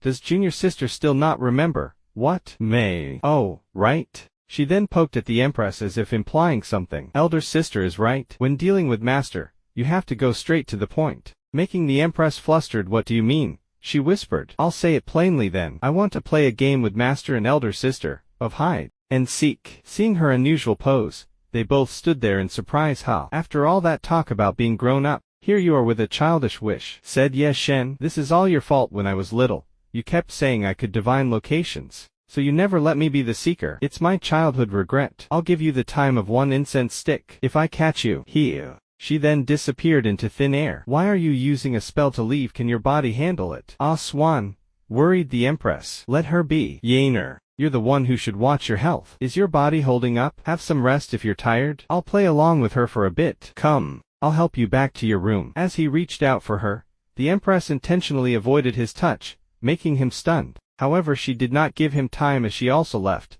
leaving some departing words. Since it's a wish, how can I, as her senior sister, ruin the fun? But it's fine. Master, you should go hide to atop a building. Ma dude could be seen sulking. Shy, smiling one moment, upset the next. Why the sudden mood swing? Could it be she's mad at me for indulging Oswan's antics? The ever-relatable Luoluo then appeared from the scroll and knocked some sense into him. Master, you've been here for half an incense stick's time. Aren't you going to get caught easily like this? I heard her clearly. If Oswan catches you, there'll be a penalty. Waving her away, he continued to sulk. Winning or losing doesn't matter. What matters is making Oswan happy. Oh, if you've decided to lose, then why the gloomy face? Playing a trick on his Luoluo shouted. Oh, senior sister. Which made Madude turn his head in panic. However, looking at where she was pointing, it was clearly empty. Being played for a fool, he was naturally angry, and feeling the brunt of his anger, she complained. Hey, if you've got a question, why don't you ask senior sister directly? Why take it out on me? Sigh, senior sister likes you so much, she'll definitely tell you everything. Likes me? It's a disciple's fondness for her master, right? But she's avoiding me. She must dislike me. She just called me a blockhead. She called me stupid, right? Suddenly Luoluo spotted the Empress for real. Whoa, master, senior sister is really here. If you keep chatting with me, you'll be found out. However, Ma Dude was still sulking, not even listening to her. Oh, Yaner says she likes me, but could it be that she actually dislikes me? Irritated Luoluo just decided to kick him down. I don't care anymore. Just ask her directly, and leave me out of it. Falling directly towards her, he could out to her. Yaner, why are you here? Huh, master. Seconds later he fell on top of her. However, as always he protected her from getting hurt, as he coiled around her. But he still ended up on top of her, making him panic. Oh no. Did I knock her over? She just recovered. Did I injure her again? Not good. I need to quickly help her up and check. However, unable to control himself, he finally spoke his mind. Yaner, do you dislike me? Realizing his words, he panicked again. Wait, no. Why did I just say that? As always he tried to back out. However, the Empress pulled him closer, also making him blush a little. Quiet. She whispered. Turns out a swan was near their hiding place, being talkative as ever. Akem, time's up. Where should I start looking? Oh, looks like it's senior sister's study. Should I go in and check? I don't know if she sensed them or anything, but she just walked by their hiding place, and continued. I better start with the sleeping quarters. Looking back, he sighed in relief. She's gone. However, a gentle hand touched his cheek, then embarrassed him tightly, and responded to his earlier question. I don't dislike you. I'm just afraid that you don't want me, so I pushed you away, not just as master and disciple. I like you. I like ya, Shen. I don't want us to just be master and disciple. Well damn, I gotta say that almost moved my heart, and my other friend.